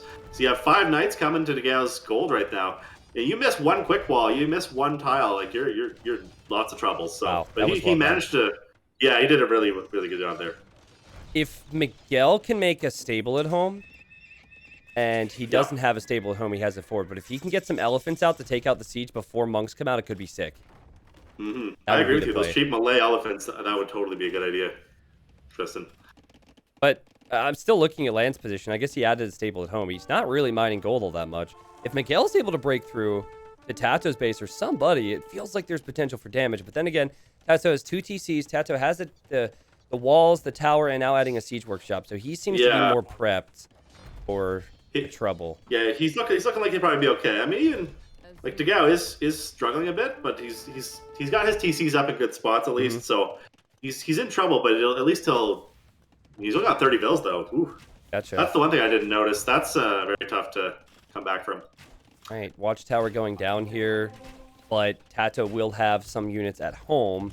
It's an awkward spot for Tato because he's also worrying about water, but he's actually helping out his teammate to break through into the wood line, and Miguel's little house wall there failed. What was that, micro Oh, no, that's brutal for 2 knights just doing crazy damage on Miguel home. And he's focused forward. He might not see this. Yeah. It's just too much going on. Yep. This is Team Islands. Look, he's microing here. He's like, oh, we're pushing. We're killing. I've just killed villagers. Let's go. And still has not realized until and he... Miguel, oh, with the mass X's. Miguel's seen it. Okay, my bad. Sorry. Even too much going on for the casters currently. But if you have not played in these settings, trust me, you can't be in 5 places at once. It is so tough. You're going to make mistakes. And Miguel actually clears out the Mangonel, and now he could just commit to Tato's woodline. He's getting some reward. Oh, he's going for the TC with the crossbows. Can he make it through? I think it's worth it if he can make it to the goal. I think so too. But I don't know if he can. I know. Okay, 10 still left. Okay, Tato Waldus. If he makes it through that, ooh, good quick wall by Tato though. That's gonna hurt. Tato delayed that intentionally? Maybe, yeah. It might have been. Oh my God, he's gonna clear up the crossbows. The TC, it's just that was amazing walling from Tato. The TCs really should be microing on the crossbows in an ideal world. They should. Yeah, but he still got them all. Yeah, he just killed all of them. So, and now it's elephants. So you can run away from elephants. So, elephants will run through. Ram won't work out for Miguel. Miguel still has knights at his base. He's killing them, but it's going to take a while to kill them with the town centers. This is so messy, man. Miguel finds Oh himself yeah. at 38 villagers, though, and Dogao at 33. So Spain seem way ahead with the eco. Yeah, that's the tough part of this part, because once it kind of stabilizes, which it looks like it's going to, kind of actually in all spots, except for coming into Miguel's base, like Land just switched his attention. He went, Miguel's too hard to hit. Let's just go get Miguel's main gold, right? I mean, I didn't think that this would be the case when I started training this map, but it's actually completely fine to lose your fish early if you're the lander, as long as you have good farm and gold eco. I totally agree with you. Land's been better off there because Miguel's been pressured multiple times, and the GG called in the bronze match. Spain 3-0 up over Brazil. It was just so much multitasking, and Spain got the better of the engagements. What a crazy game. Just a few very small decisions. I think getting those Miguel's early fish, and then getting into Miguel's base of the scouts. And Tato kind of having a good tower and some good house walls there, and really impressive play by Spain. Poof. I mean, it was a great hold from Dogao, but it comes down to the amount of damage that the landers were able to do, right? Land, he did more damage than Miguel was able to, and I think it actually comes down to better defense from Spain when expecting it. Absolutely, and you've seen Land drop those scouts on Miguel's berries and pick off a few villagers at the same time as Dogao was fighting on water. I think that impacted his economy and also his military, because he might have paid a little less attention to it just because of that. That micro move from Land was just sick, and the fact that Dogao also had the fire there. It's one thing to be together on Arabia, but to be together when you have one transport, one fire, and 4 scouts, and work that well was just beastly from Spain. It's so impressive. It really was. It really was, and that's how you see some of those small decisions are just what impacts these games. Yeah, and this one you can see that very clearly. That sometimes it looks like, hey, the game ended relatively early, 28 minutes, but it's one of those things where a couple small decisions really snowball in this type of environment. So I think. So I'm gonna back up for a second before we talk about Game 4, which will be on Brazil's final home map. Of course, if they lose this, Spain will be. They'll have the bronze medal in the 2v2 World Cup, and then we won't be too far off from the grand finals. But I think I'd like to ask, I know 99.9% of people are completely reasonable and respectful, but you got to understand that Brazil, according to Viper, according to all these players, is a top 4 team. And please show respect to all players if they're competing at this level and put in the time and might not be having the performances that they want. Brazil really do seem to be a bit off mentally currently, whether that's because it's not their day or maybe some lasting effects from yesterday's semifinal. It's just, it hasn't looked as good as we expect from them when we see them play, Chris.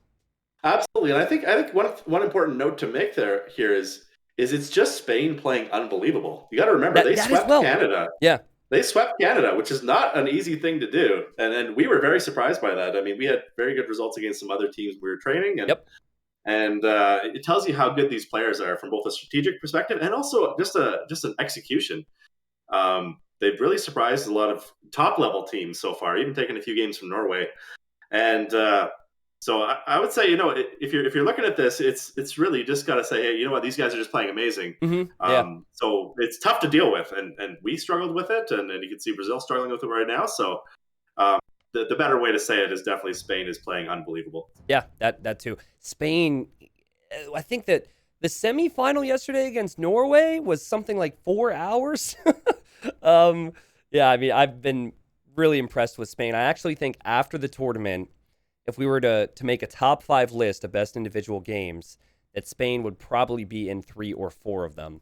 So it's been one of the best teams in the tournament for sure. And I should mention a couple things. Actually, it's Dogao's birthday today, so he's not watching the stream, obviously. He's prepping for Game 4. But happy birthday, Dogao. Happy birthday, buddy. Yeah, maybe, if he steals a sheep, we could bring it up then. Like, oh, happy birthday. But also...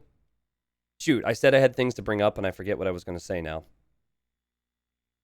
Well, this is awkward. I guess we'll just forget about it.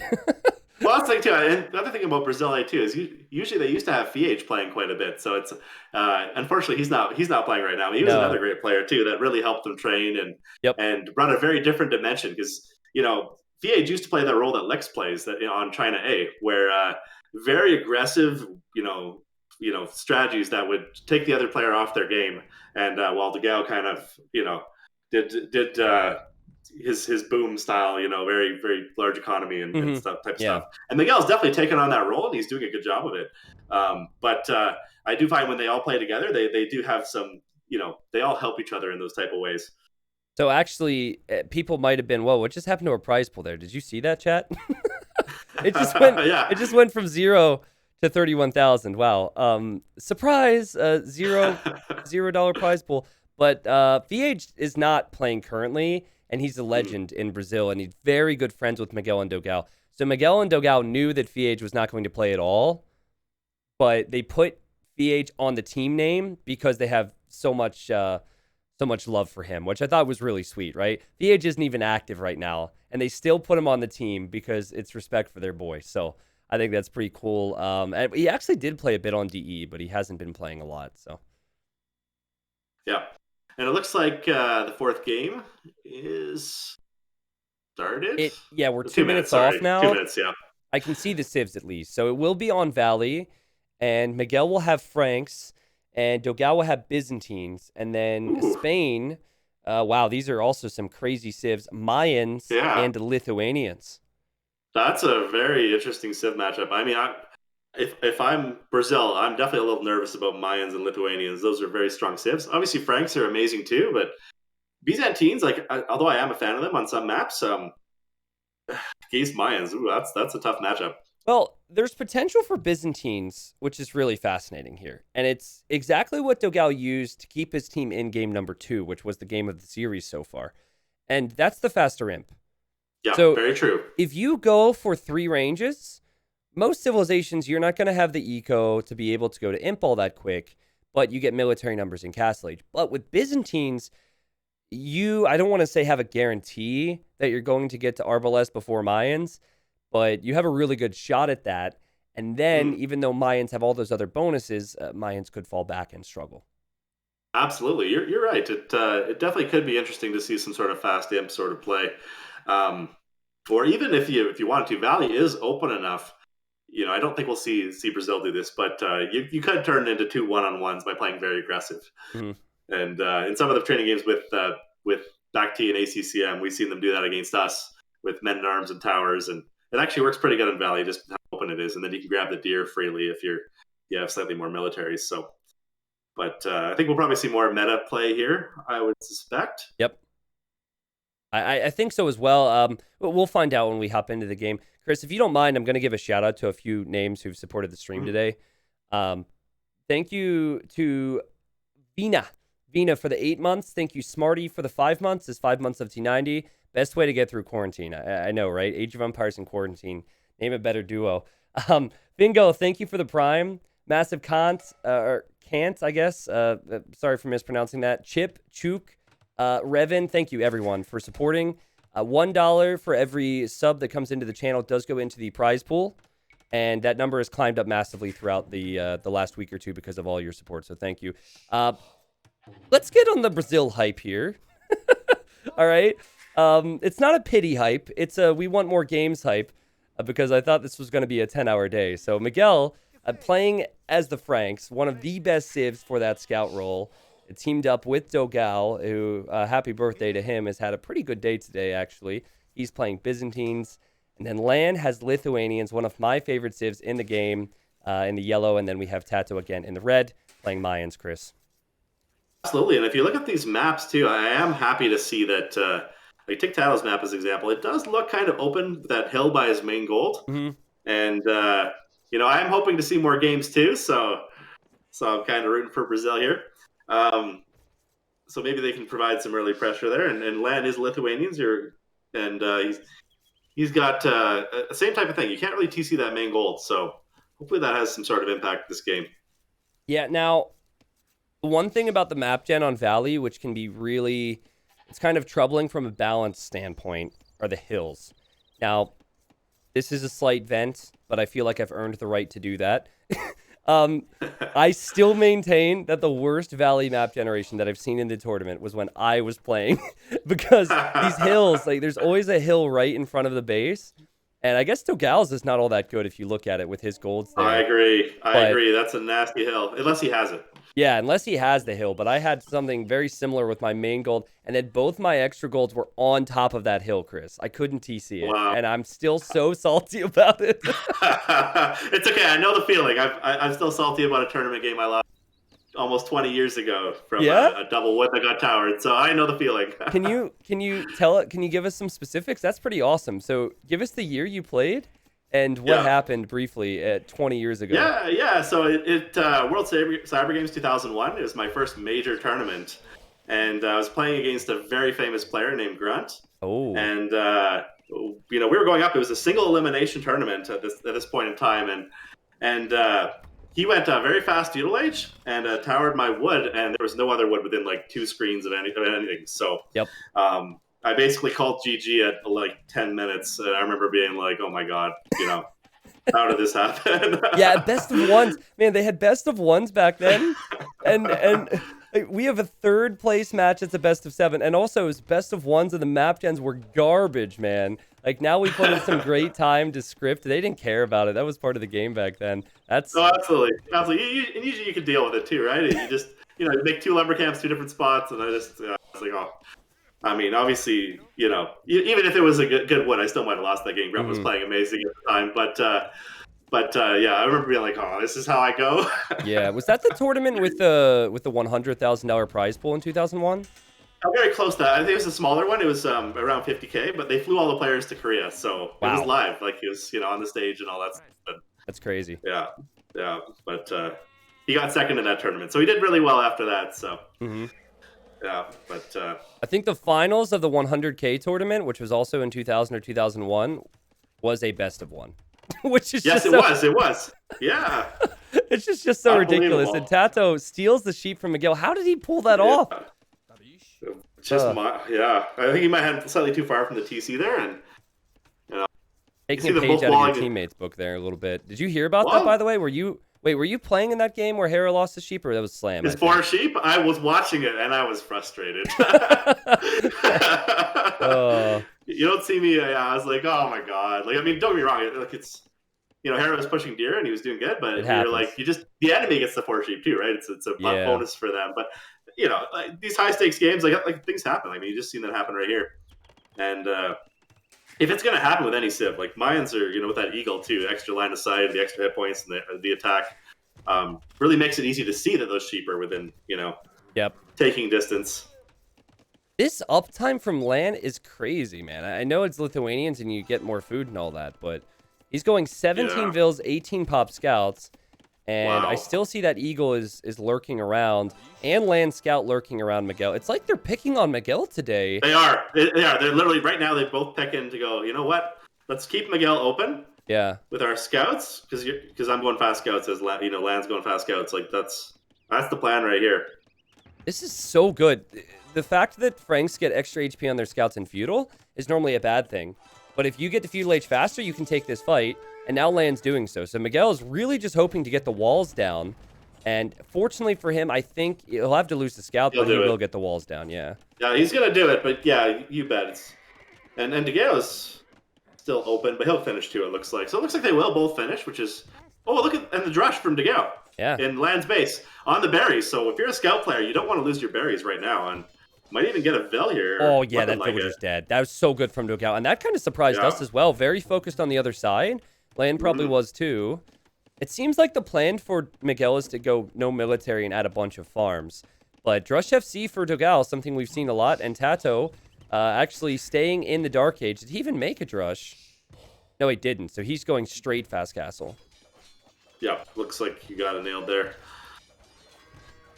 But yeah, that's annoying for Land. I mean, he can make scouts and deal with it, so he's not going to be that hurt. But it just slows him down, Loses a Veil, repairing with another Veil. All right, so I actually feel as though Miguel's approach is going to pay off big time. And I say this because his eco is so much more efficient right now.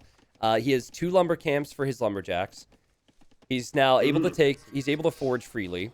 Whereas Lan went up so quick, he's got one lumber camp to work with. He's lost a villager, and he can't have as many villagers as he would want on the farms. And then the scouts, the only thing they'll do is clear up this drush. So I totally agree with you. Yeah. This is actually, I think, a better strategy decision from DeGale and Miguel with how it's executed so far. Definitely. Yeah.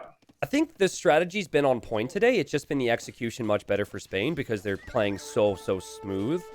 Good micro here from DeGale. It's almost expected that he will lose this. It's what value he can get from it. But yeah, again, look at the eco for Lan. He's got 4 farms. Yeah. Sorry. Yeah.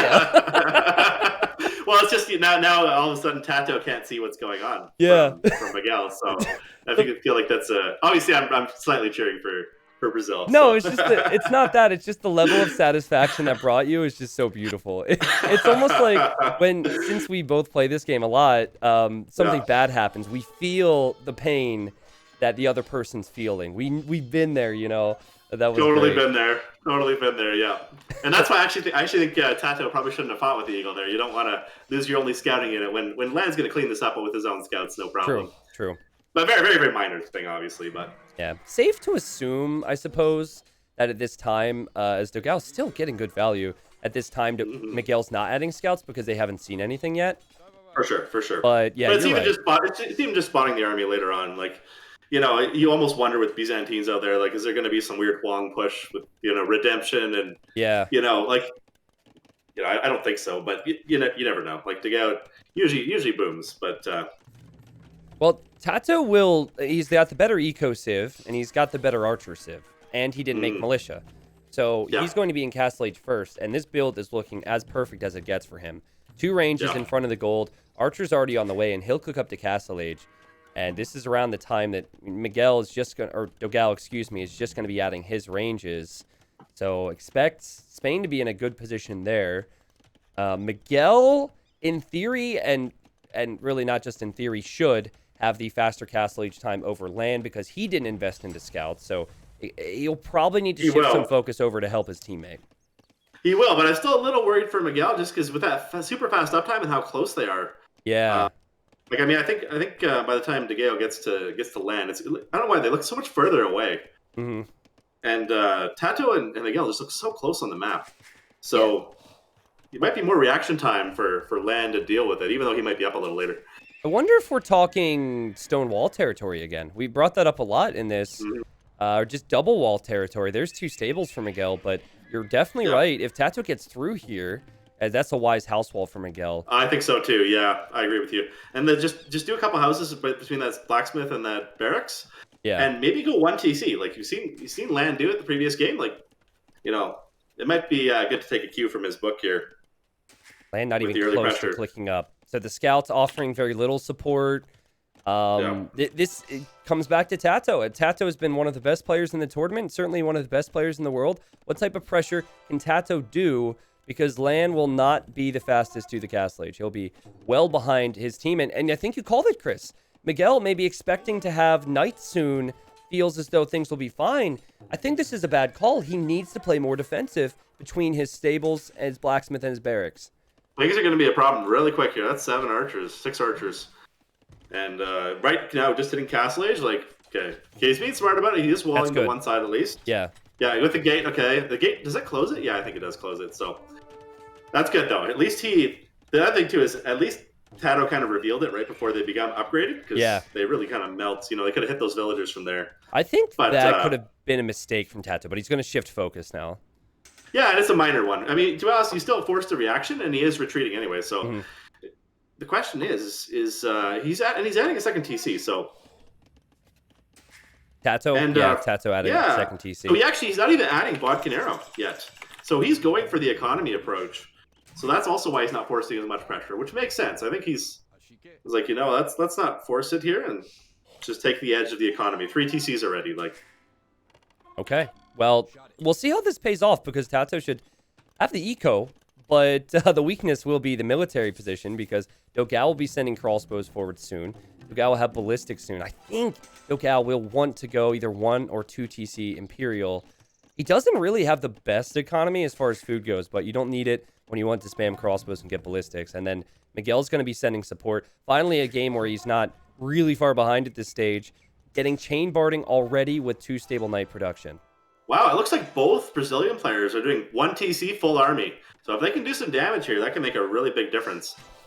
They're trying to decide right now where to meet, where to go in, where Tato's army is. Yep. But this is still a critical point because Tato has more army than DeGeo does there, but he doesn't have ballistics.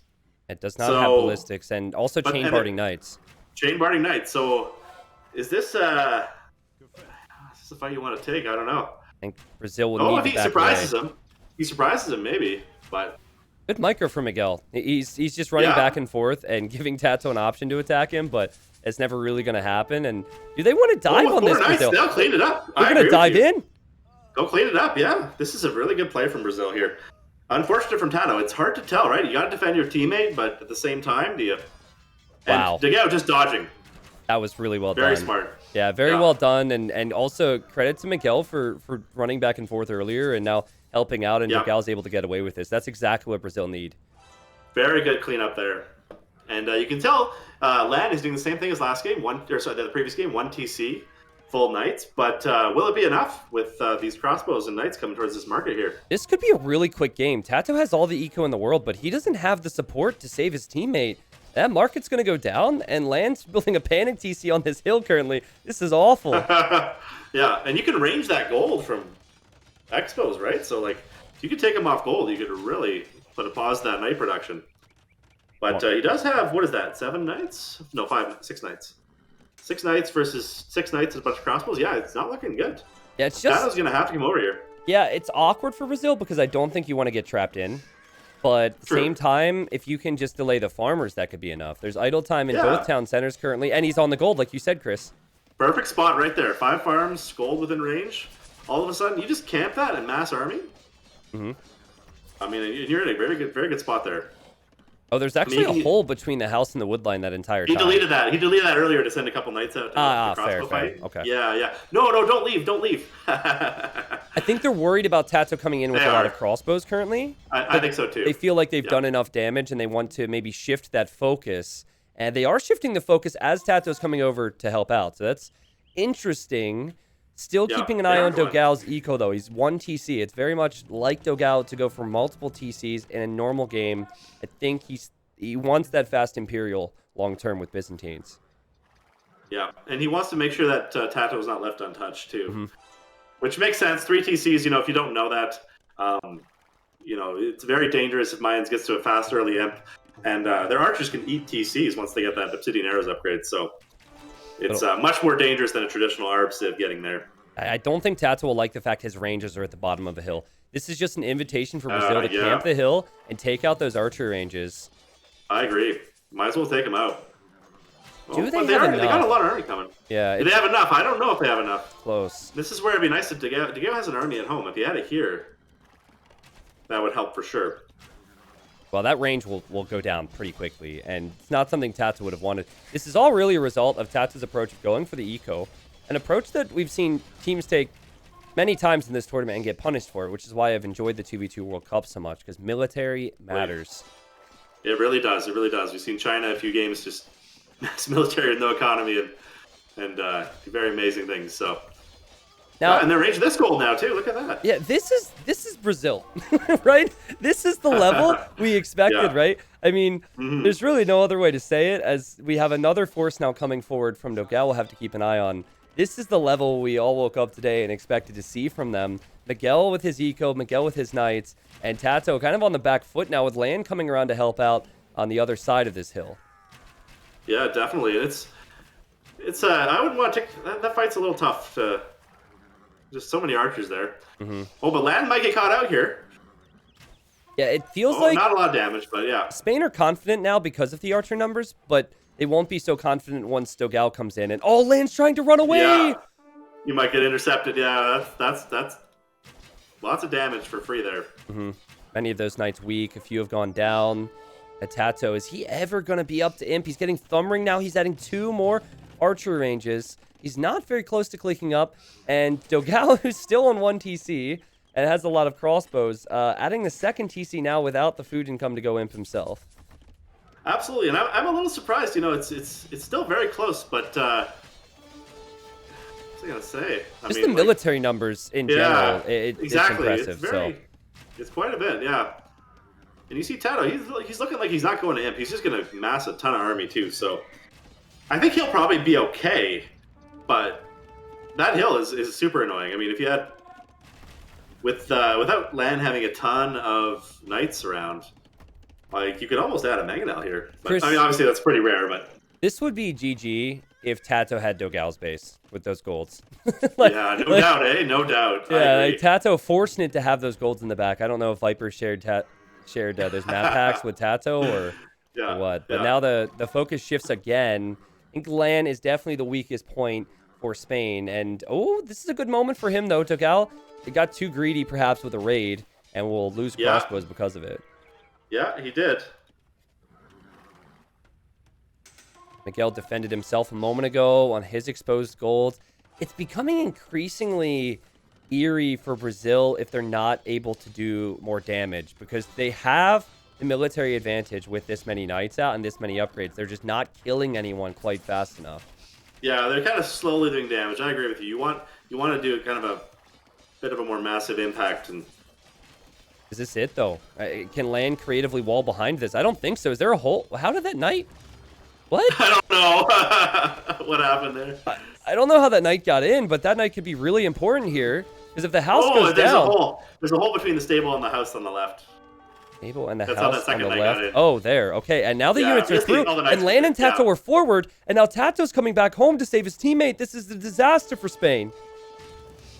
And this is where you want to take TCs. I guess maybe take the siege shot first is fine. Yeah. But you got +2 armor. There's no fletching on that TC. You know. And you see it. He immediately switched to the TC as well. One Mangonel comes out, gets just eaten. Okay. Lan. But now, go take the TCs, because... Lan's going forward with the Knights, Chris, but a lot of these are weak, so I think Miguel can hold that. And, Lan feeling the heat now. And Tato is caught in two minds. He doesn't know where to go. He's actually choosing to go forward now, so wasted time for Spain. But Tato is on the way to the Imperial Age. He's just letting his teammate die. Yeah, he's just going, whatever. Yeah, well, and with Obsidian Arrows, you might actually have the option to do that. It's is he getting it? He's actually getting Obsidian. You're kidding me. Yeah. Miguel will die to this. That's what I mean. There's not much you can do if you got this many archers. Oh, he's just eating the knights there. Oh, God. Oh, Miguel, no. Oh, no. Well, who can kill faster? You've got knights and crossbows, and then you have just crossbows and a few knights. No, there's knights and crossbows on both sides, actually. The Lan's got 3. He's got 2 TCs, and there's only about how many knights are left there? Let me look. It's like it totally comes down in knight numbers. So there's only 14 knights. You actually can't kill the last 2 TCs with repairing vills. So he's gonna live. It's just it's gonna look horrible. But wow. But on the other side, like they're gonna eat TCs here. Like I don't know how Miguel lives through this. Honestly, the difference might just be the fact that Tato's been able to get more eco, right? Because his eco is far superior at this point, and the fact he's Mayans with Obsidian Arrows. Other than that, it's been great for Brazil, but the difference is massive now, and Miguel's going to lose everything, and Brazil's going back home. I think they need to find an engagement against these crossbows before Tato gets Arbalest. Yeah, and I think this is, if Brazil had Mayans instead of Byzantines, we might have seen the exact opposite of this. Like, with Brazil doing this to Spain, Byzantines are a tough choice in a situation like this, I think. Yeah, Brazil just were not able to do enough damage. They had the lead, but they weren't able to apply any real critical blows, and I think Tato happily will just wait for those upgrades, and Brazil are going to have a real headache now, because they have to chase this down. This either kills Dogal, or this kills Miguel, and if they do that, Tato has another force that will come forward. Absolutely, and there's 24 knights for Miguel. If they could clean this up before Imp, they'd be okay, but after Imp, especially if they turn around right now, I mean, don't get me wrong, Dogal has enough archers to probably deal with it once he gets the upgrades, but I mean, if they notice that and they turn around and go back to Miguel's base, like you just eat 50 vills with that. I wonder how... Seems like they're going to run into each other, probably. Yeah, I wonder how quickly an outpost goes down. The 2 Obsidian Arrow Arbalest. Chris, what do you think about Obsidian Arrows? Is it too strong? It's broken. It's broken. Yeah, okay. we got to nerf that. Yeah. Yeah. Okay. I'm glad you agree. Twitch chat needs to hear it from someone other than me. It's funny though. I've been abusing it, to be honest. So don't nerf it. Just I let me see. abuse it Wait for a little while longer. Okay. We'll wait. Like the devs will wait a month. Well, one more patch. Okay. Well, Spain, probably one of their best traits is how they control the fights. And Tato doing that now, he knows he's eventually going to take a poor fight here, but now look what he's able to do. He denies the Miguel castle just on the got front. his castle. And it got eaten before he canceled it, so he lost the stone. Oh, he lost the stone as well. Oh, jeez. Yeah. That's all a result of Tato running to the northern corner and controlling the entire map, and Spain looking so good today and looking so good in this position. It's kind of hard to see Tato with 85 military not being able to carry his team to victory here, but big fight. Let's see what value Tato can get before this army goes down. Yeah, just distract as long as possible. It's a very good strategy for Tato that he regularly uses for situations like this. Yep. Yeah, and Lan, meanwhile, is just rebooming. He doesn't need to contribute, really. He's microing his army, but he's not making anything more. He's not currently under pressure. Yeah, and even if he was, he's not under TC eating pressure. Yeah, good point. So it's like you might idle it a bunch, but you don't die entirely. Whereas Miguel, I'm super worried for Miguel's base right now. It's just those archers in front from Tato. I mean, someone said all civs are OP. I keep losing to them all. Nerf everything. But yeah, I mean, Arbalests are killing buildings. They're destroying buildings faster than siege. So yeah, that's the thing, right? That's the difference now. Yeah. That's one where I think you tone it back a little. Don't get me wrong. It might be a good useful bonus to keep it, but just maybe nerf the strength of it a little bit to make it balanced. There's nothing Miguel can do. There's absolutely nothing. Here comes a big fight, though. Can they trap this army and stay in this? Brazil do have a lot of military numbers. Tato has 60 arbs here. I'd say quick wall, but it's not so doable against Obsidian Arrow arbs. Yeah, they did a really good job there cleaning up. They kind of surrounded the army, and it's all going to go down. That's a serious cleanup. Dogal will have more military after this, and I mean way more. He is 65. Tato's below 40. Wow, yeah. And you can see the stone walls coming in from land on the left. Ah. He's just going... See, that's the thing. No Obsidian Arrows. You can't get in there. So... Stone walls? Sure, you killed 10 vills. I see. Yeah, okay. Yeah, you got 10 vills. You killed 10 vills, but now that army is just kind of...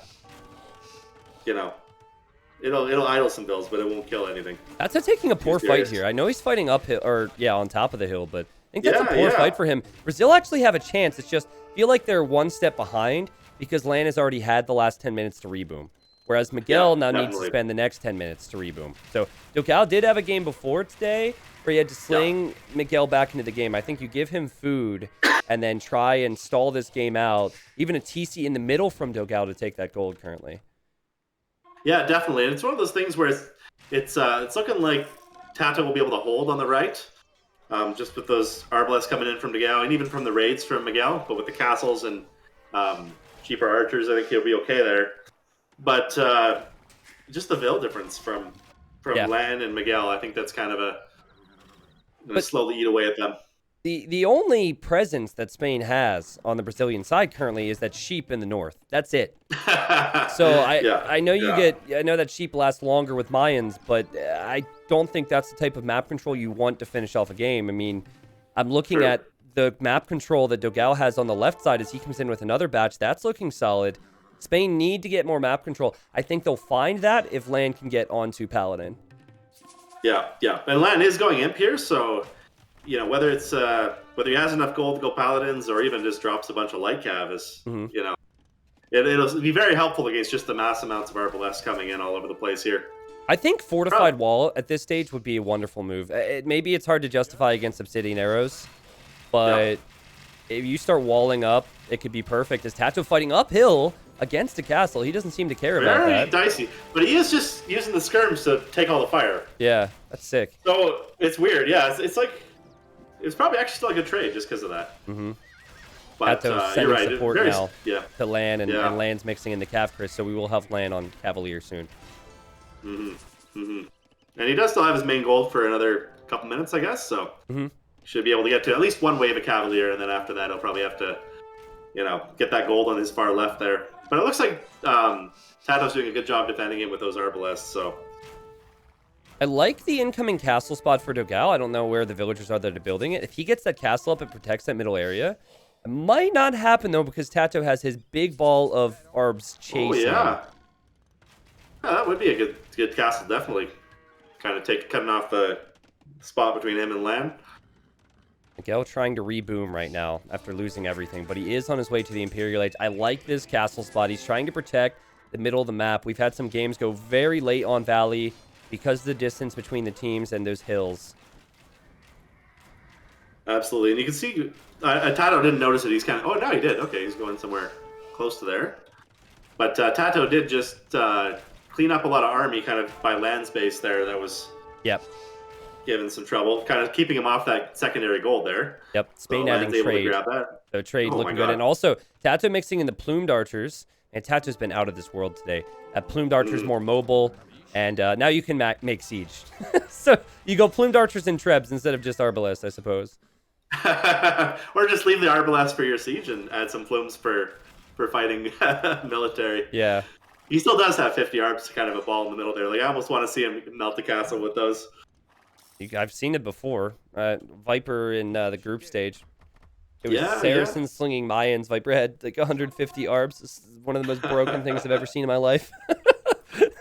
Yeah.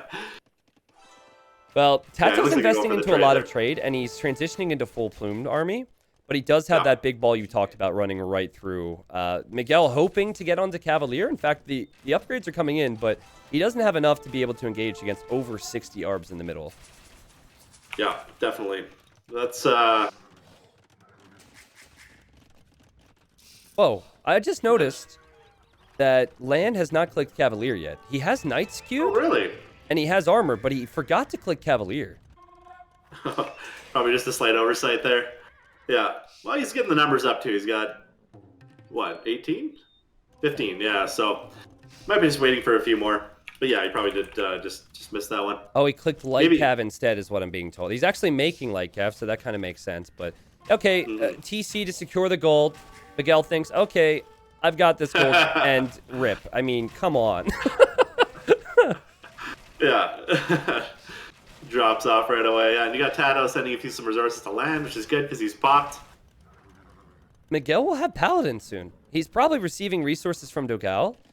But if you have Frank Paladin with Byzantine Arbs, I mean, there's some real potential here. And Dogal's coming over. They need to clear up this ball. I'm wondering how much Miguel's going to have left after they clear it, because he lose a lot in the process. But he doesn't want to fight before Paladin, but Paladin will be in a moment, and there it is. There it is, yeah. 31 Paladins. How did he get here? That's awesome. Yeah, this is sick. Hopefully this is enough to clear this army up. I think it probably be pretty close. Yeah, it's probably wise to wait for his teammate. Yeah, I guess you kind of have to wait for your teammate, but it's tough too. You're 120 population, and you feel the need to breathe sooner rather than later, as Tato's just using the arbs against the castle. Okay, we're seeing the castle drop here. Okay, no, he sees the paladins though, so he might be regretting going under that castle now. He's running though. He knows Dogao must be chasing. It's a great awareness. I think it makes sense for Miguel to send some of the paladins into the castle and eject out of the left side. Yeah, I agree with you. Surround that ball. Yeah, needs to search. Yeah, there we go. Ultimately, that'll get cleaned up. It's almost like Miguel's paladins don't want to fight here. Yeah, that was a weird kind of choke point by a castle. You don't see that very often. But now it's Paladin versus Arb. Or Paladin and Arb against Plume and Cavalier. And while it's Lithuanian Cavalier with 3 relics, oh boy. It's still not Paladin. So Frank Paladin, most HP in the game. And honestly, what's to stop Miguel from sending in a few Paladins to the trade right now? Would that be a good play? Yeah, it's definitely a tough call. I mean, there doesn't seem like there's an obvious spot because all those castles that Tato has it. But I mean, you do want to, and it's the other hard thing is Brazil definitely has done the army push right now. Yep. And they need to win this fight though. They need to win these fights to get to the trade relatively quick because that starts to pay. Once that starts to pay off, then you're in trouble. But this would be the time. This would be the time. Tato, after losing those arbs, does not have the army numbers, even though plumes are great. And still Paladin not in for land. So Spain, I think, losing during the transition though they are set up with solid defense with trade. This is awesome. What a game we have. I'm pulling for Brazil to tie it up and take us to the next game. A 61 Arbalest for Dogal. He and Miguel are going to need some trade. Yeah, and they're pushing towards the trade too. It's actually a really good base layout from Tano with just all these 4 castles just in this tight area with a stone wall by the market. Is making it so that even if they do lose the army fight, they got some time to try and clean it up. And if he hadn't set it up like this, they might not have that time. So. Oh my God! Look at Land. Did he react to that? What? Both Dogal and Miguel sent a unit to kill that villager, and the Land's like, no, my relic. I need that relic. I need more attack for what is now Paladin. Like Land, out of this world, man. And he's also building stables in the trade routes. Wow. Land things. Land always manages to get stables in the trade route. I don't know how he does that. Well, it's interesting because Spain are going to... They have the castles up, but this fight isn't all that good for them in the middle of their trade. It's not. So it really isn't. This is looking like a dicey fight.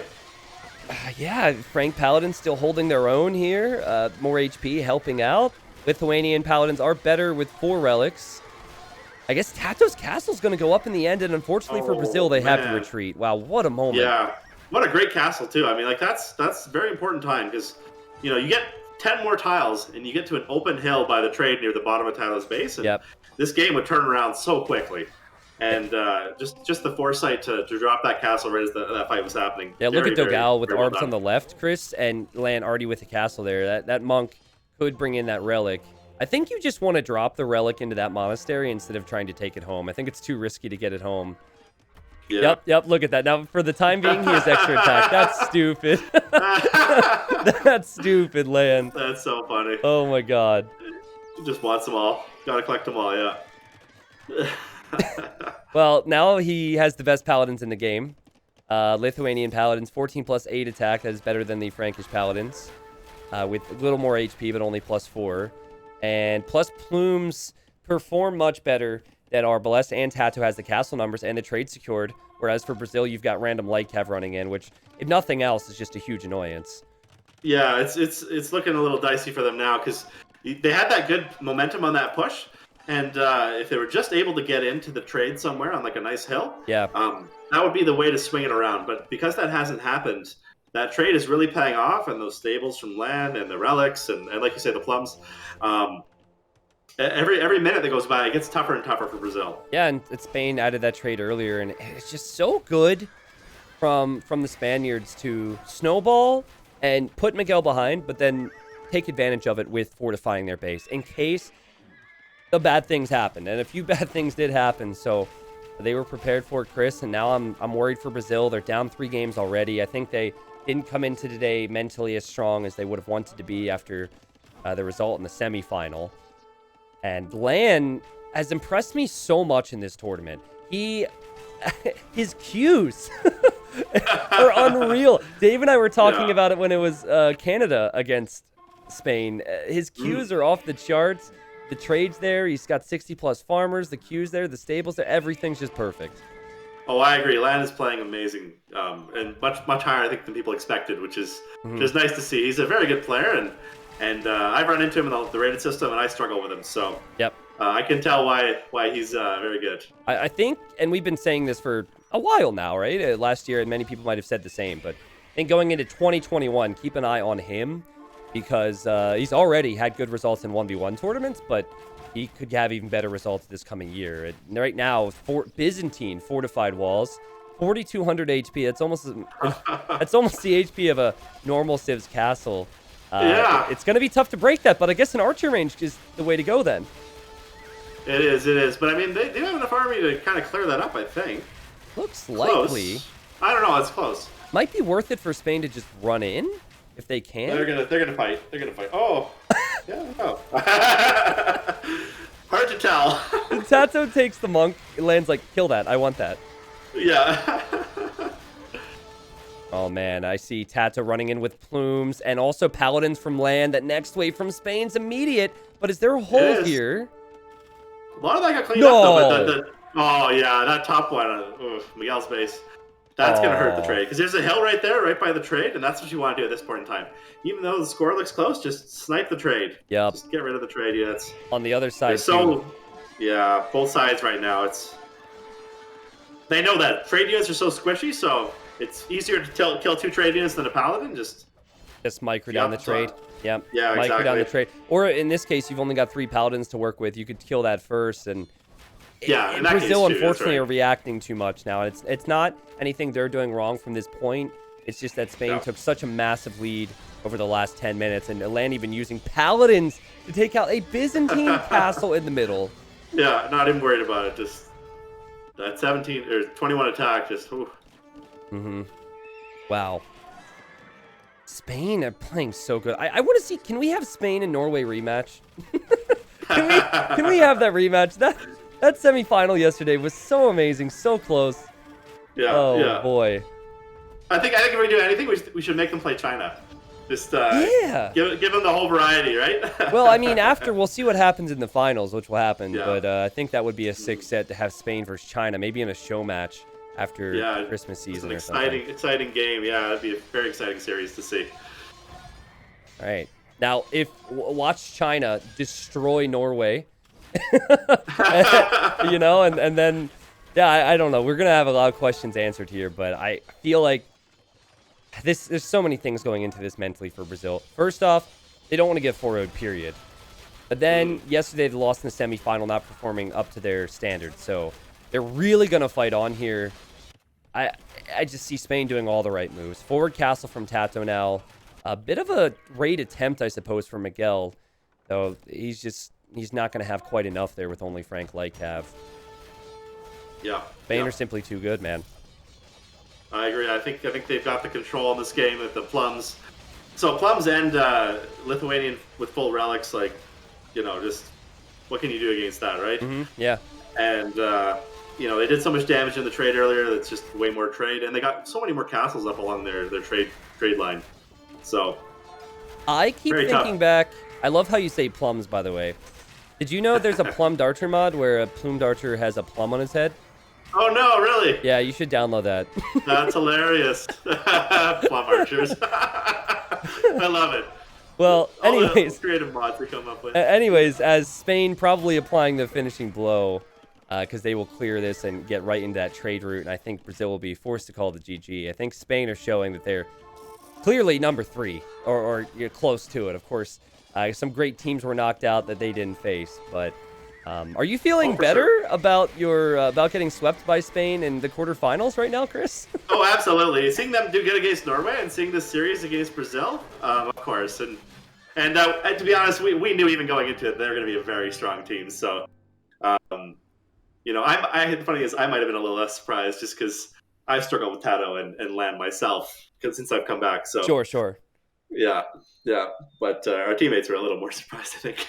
Well, salutes in chat for Spain. Congratulations. They get close to, I don't know the exact figures, close to, I think, $1,000 more for getting 3rd place. Brazil still get a sizable chunk of the prize pool, of course, and they are our 4th place team. I also think those salutes should extend to Brazil because virtually everyone still sees them as the top 4 team. They weren't able to get past China yesterday, which isn't the biggest surprise because China is so beastly, and I know that they would have wanted to have a better showing here with so many people watching. Just think about it from their perspective, Twitch chat. Like how well you'd want to do if you knew so many people were watching, even forgetting the fact that it's a tournament, even forgetting the fact that there's a prize pool associated with it. So this game is brutal. This game is punishing, and Lan and Tato took advantage of every little mistake, and they forced the issue more times than not. I'll go to the statistics here. My expectation is that Lan will have so much food. Yeah, look at that. His rebooming ability was sick in this series, and Tato with the most gold after getting the castles up, Chris, and investing early into trade. Yep, just very, very well done by Spain this game and this whole series. Congratulations to them. So we are going to take a moment. I understand that everyone wants the final right now, okay? I'm going to see if I can take a moment to interview Spain as we wait for the finals to start, because it's either that or we listen to music. And then the other big thing is we didn't get to talk to Spain yesterday about their set against Norway, which is really good. So I think we'll take a moment. Let me just sort that out. But the grand final between Norway and China will be next. I'd say if you guys are wanting to get snacks or something, maybe something like 2025. I'm just not sure yet. Still sorting on the details as this is all going down live. You know what we'll do is, since this trailer will not be played very frequently or at all after today, I'm going to play the World Cup trailer. We updated it for the final day, and then I'll keep you guys up to speed on what we're going to do next. And Chris, stick around if you have some questions for Tato and Lan. I'd like to hear it. Yep.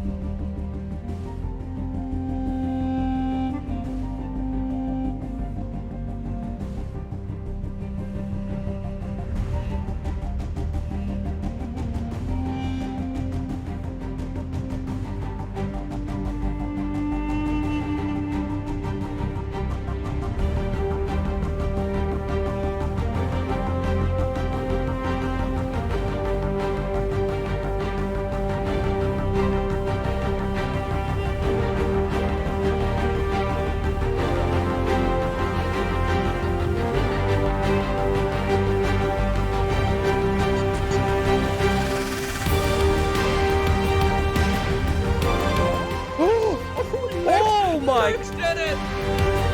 They're just melting this TC. It's the MTC 91%, 92%. It goes down. The villagers will follow.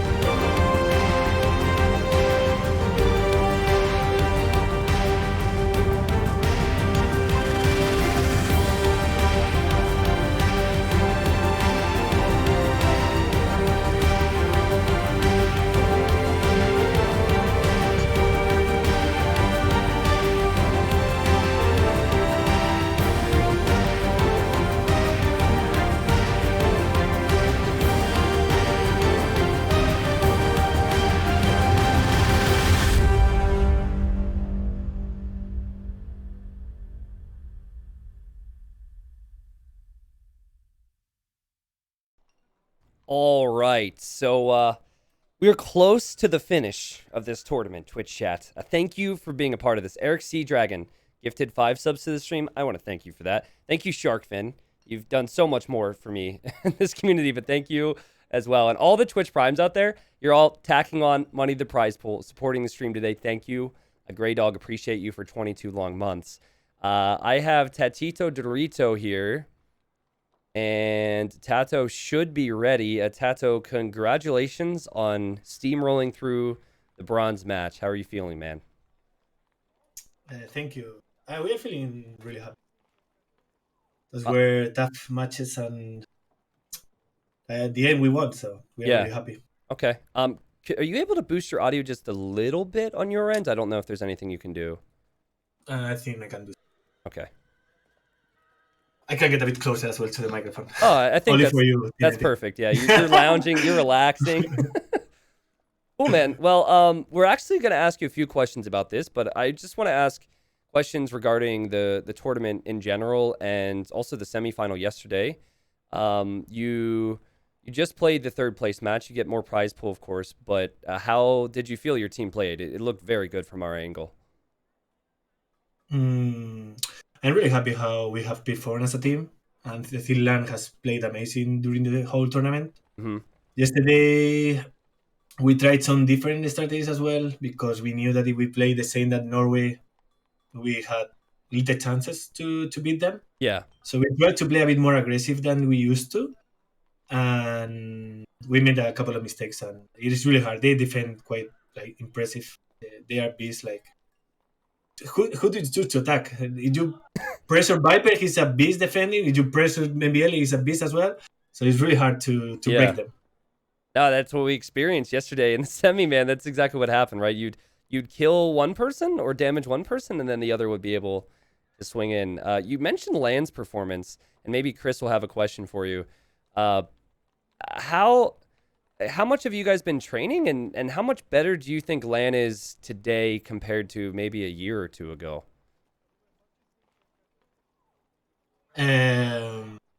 Like we have trained quite a bit. We have trained with Germany, with Brazil, a couple of sets as well, and Okay. we have practiced as well with China for the semifinals. And I think overall, like Lan, he I don't think he had like improved like massively. It's more like he understands a bit more how we play, Okay. and I understand as well how he plays, and that is that's something that makes us look better as well. But True. Okay. So just playing together a long time then. yeah, like you need to know what are the strengths of your teammate as well, and how and like get a better synergy as well. So basically, like practicing, we learn a lot about each other, and then I think we have like improved a lot as a team. Okay. Awesome. Chris, I'll leave it up to you if you have any questions for Tato. Yeah. So Tato, one question I definitely wanted to ask you is, how do you guys come up with all of these very unique strategies and play styles that we've seen in the last few series? Usually, we try to guess what are the enemy civilizations on the maps, and then trying to have a good a good seed matchup, at least one civilization that can carry. Ah. And if not, usually we try to find a strategy that can beat those civilizations. For example, And go ahead. yesterday we had Portuguese and Slavs, I think, on Bali versus they were Bulgarians. We didn't expect Bulgarians, but we expect Vikings plus one cavalry sieve. And Okay. then Portuguese cannot match up Vikings on Archer. I will always be behind, so we need to make something happen, right? And if we play crossbow knight, we will most likely lose because as well Arbalest will beat cavalier because Slav doesn't have paladin. So the idea was to try to make something happen. I think on that game as well, if we try to push MBL, we we could have had more chances. I didn't think about the crepos until I saw the first one. I was okay, this is bad. But, That was so. I mean, the fact that you had that excellent strategy to double Viper, and then he ended up being Bulgarians in that instance was pretty brutal. Yeah. So We were Yeah. surprised by it too, watching. so basically, you don't necessarily start off with what strategy should we do. You say what will the enemy pick on these maps, and what can we expect, and what can we prepare to counter that. And we had both. Like we had our plans. Yeah. Like for example, on Teen Island, we know how we want to play, and if we get the right civilization, we will play according to our plan. But if we don't have our civilizations, and we can have more, like for example, in semifinals, like we knew okay, we can give up one map, giving like two of our worst civilizations, Yep. and then get the other maps a stronger civilization, so we have more chances. But then that's something that we try to figure out as well, where we can have chances with war civilizations. That's why Tartars coming out to play as well. Tartars, they are not that great, but they are really strong in castles. Like today we have against Brazil, we knew okay, if this gets to Imperial, we will lose. And if we play like I don't know, Lang had like 3-4 stables, and I had 3 archer ranges, and full pressure on the cavalry sieve. It's actually sick because it worked. I mean, it worked against Brazil here, and it almost worked against Norway. And had you won that game, you see yourself fighting at kind of a disadvantage, right? So you win with worse civs and then have the better civs for later on. That's pretty cool.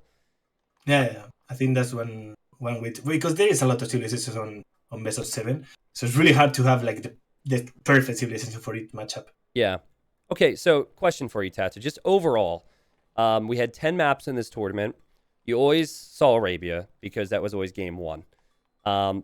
What was your experience as a player preparing, playing on all the maps and with the civ settings? I think overall I like all the maps because they were different. Maybe I was surprised by Golden Beat because it was way more open than it used to.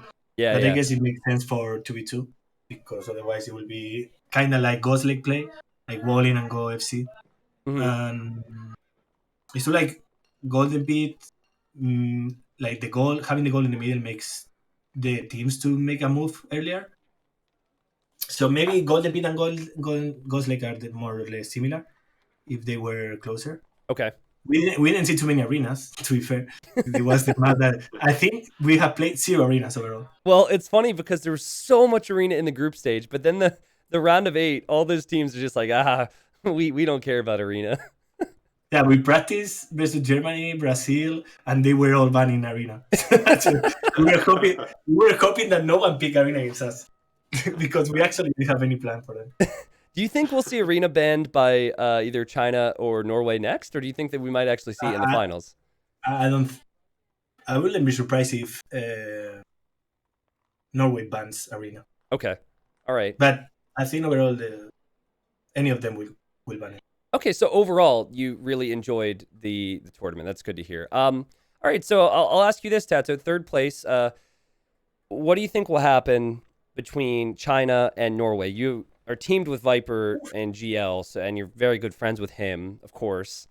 But they're also a really good team. So expectations with no bias, please, and what you think the finals will bring. I think China will win Nomad, and the rest of the maps Norway will win. Oh, so you think maybe something like a 4-1 is possible for Norway? No, 4-2, not 4-2. I think China will win another one. Okay. But I think Norway is favorite. China's style is really, really strong. That's for sure. But as I said, like I feel like Norway has the best defenders of all. So okay, it's really hard to break them. China's had a pretty crazy run. They, of course, beat China B in the round of 16, but then they beat Finland 3-1, Brazil 4-1, and now will be up against Norway. So I'm, on paper, the victories they had against Finland and Brazil, very, very strong. I'm excited. But Tato, thank you for playing in the tournament and all the preparation. You guys, the preparation paid off. You guys looked amazing, and thanks for taking the time for the interview. I'll send a message to Lan myself and make sure you tell Lan I said well played and congratulations too. Thank you so much, guys, and enjoy the finals. All right, Tato. Good job, we will. Tato. See you, man. Bye-bye. Have a nice one.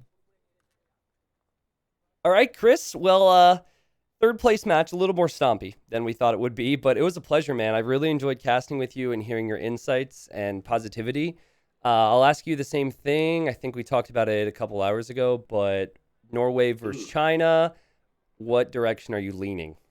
So I think it's going to be a little closer than what other people are thinking, just because China has some very surprising styles and strategies, and I don't know if Norway is ready for that. Okay. So I think it'll be 4-3, and I think Norway will take it away because maybe they'll get comfortable with some of those styles later on in the series, but it should be a really good one. I'm excited to see it. Yo told us yesterday they have something prepared that no one has ever seen yet. And maybe not ever seen ever, but like they didn't show some of their best strategies. So yeah, Norway, the kings of defense, as Tato said, and maybe Norway were able to get some preparation for aggressive strategies because they played Spain, who were very much aggressive. But yeah, Chris, I appreciate you again, man. I don't know if you'll be watching out there, but have a great rest of your day. It was super fun having you. We'll have to do it again. I appreciate casting with you. It was a lot of fun. Enjoy the finals, and we'll see you all soon. All right, Chris. See ya. Yeah.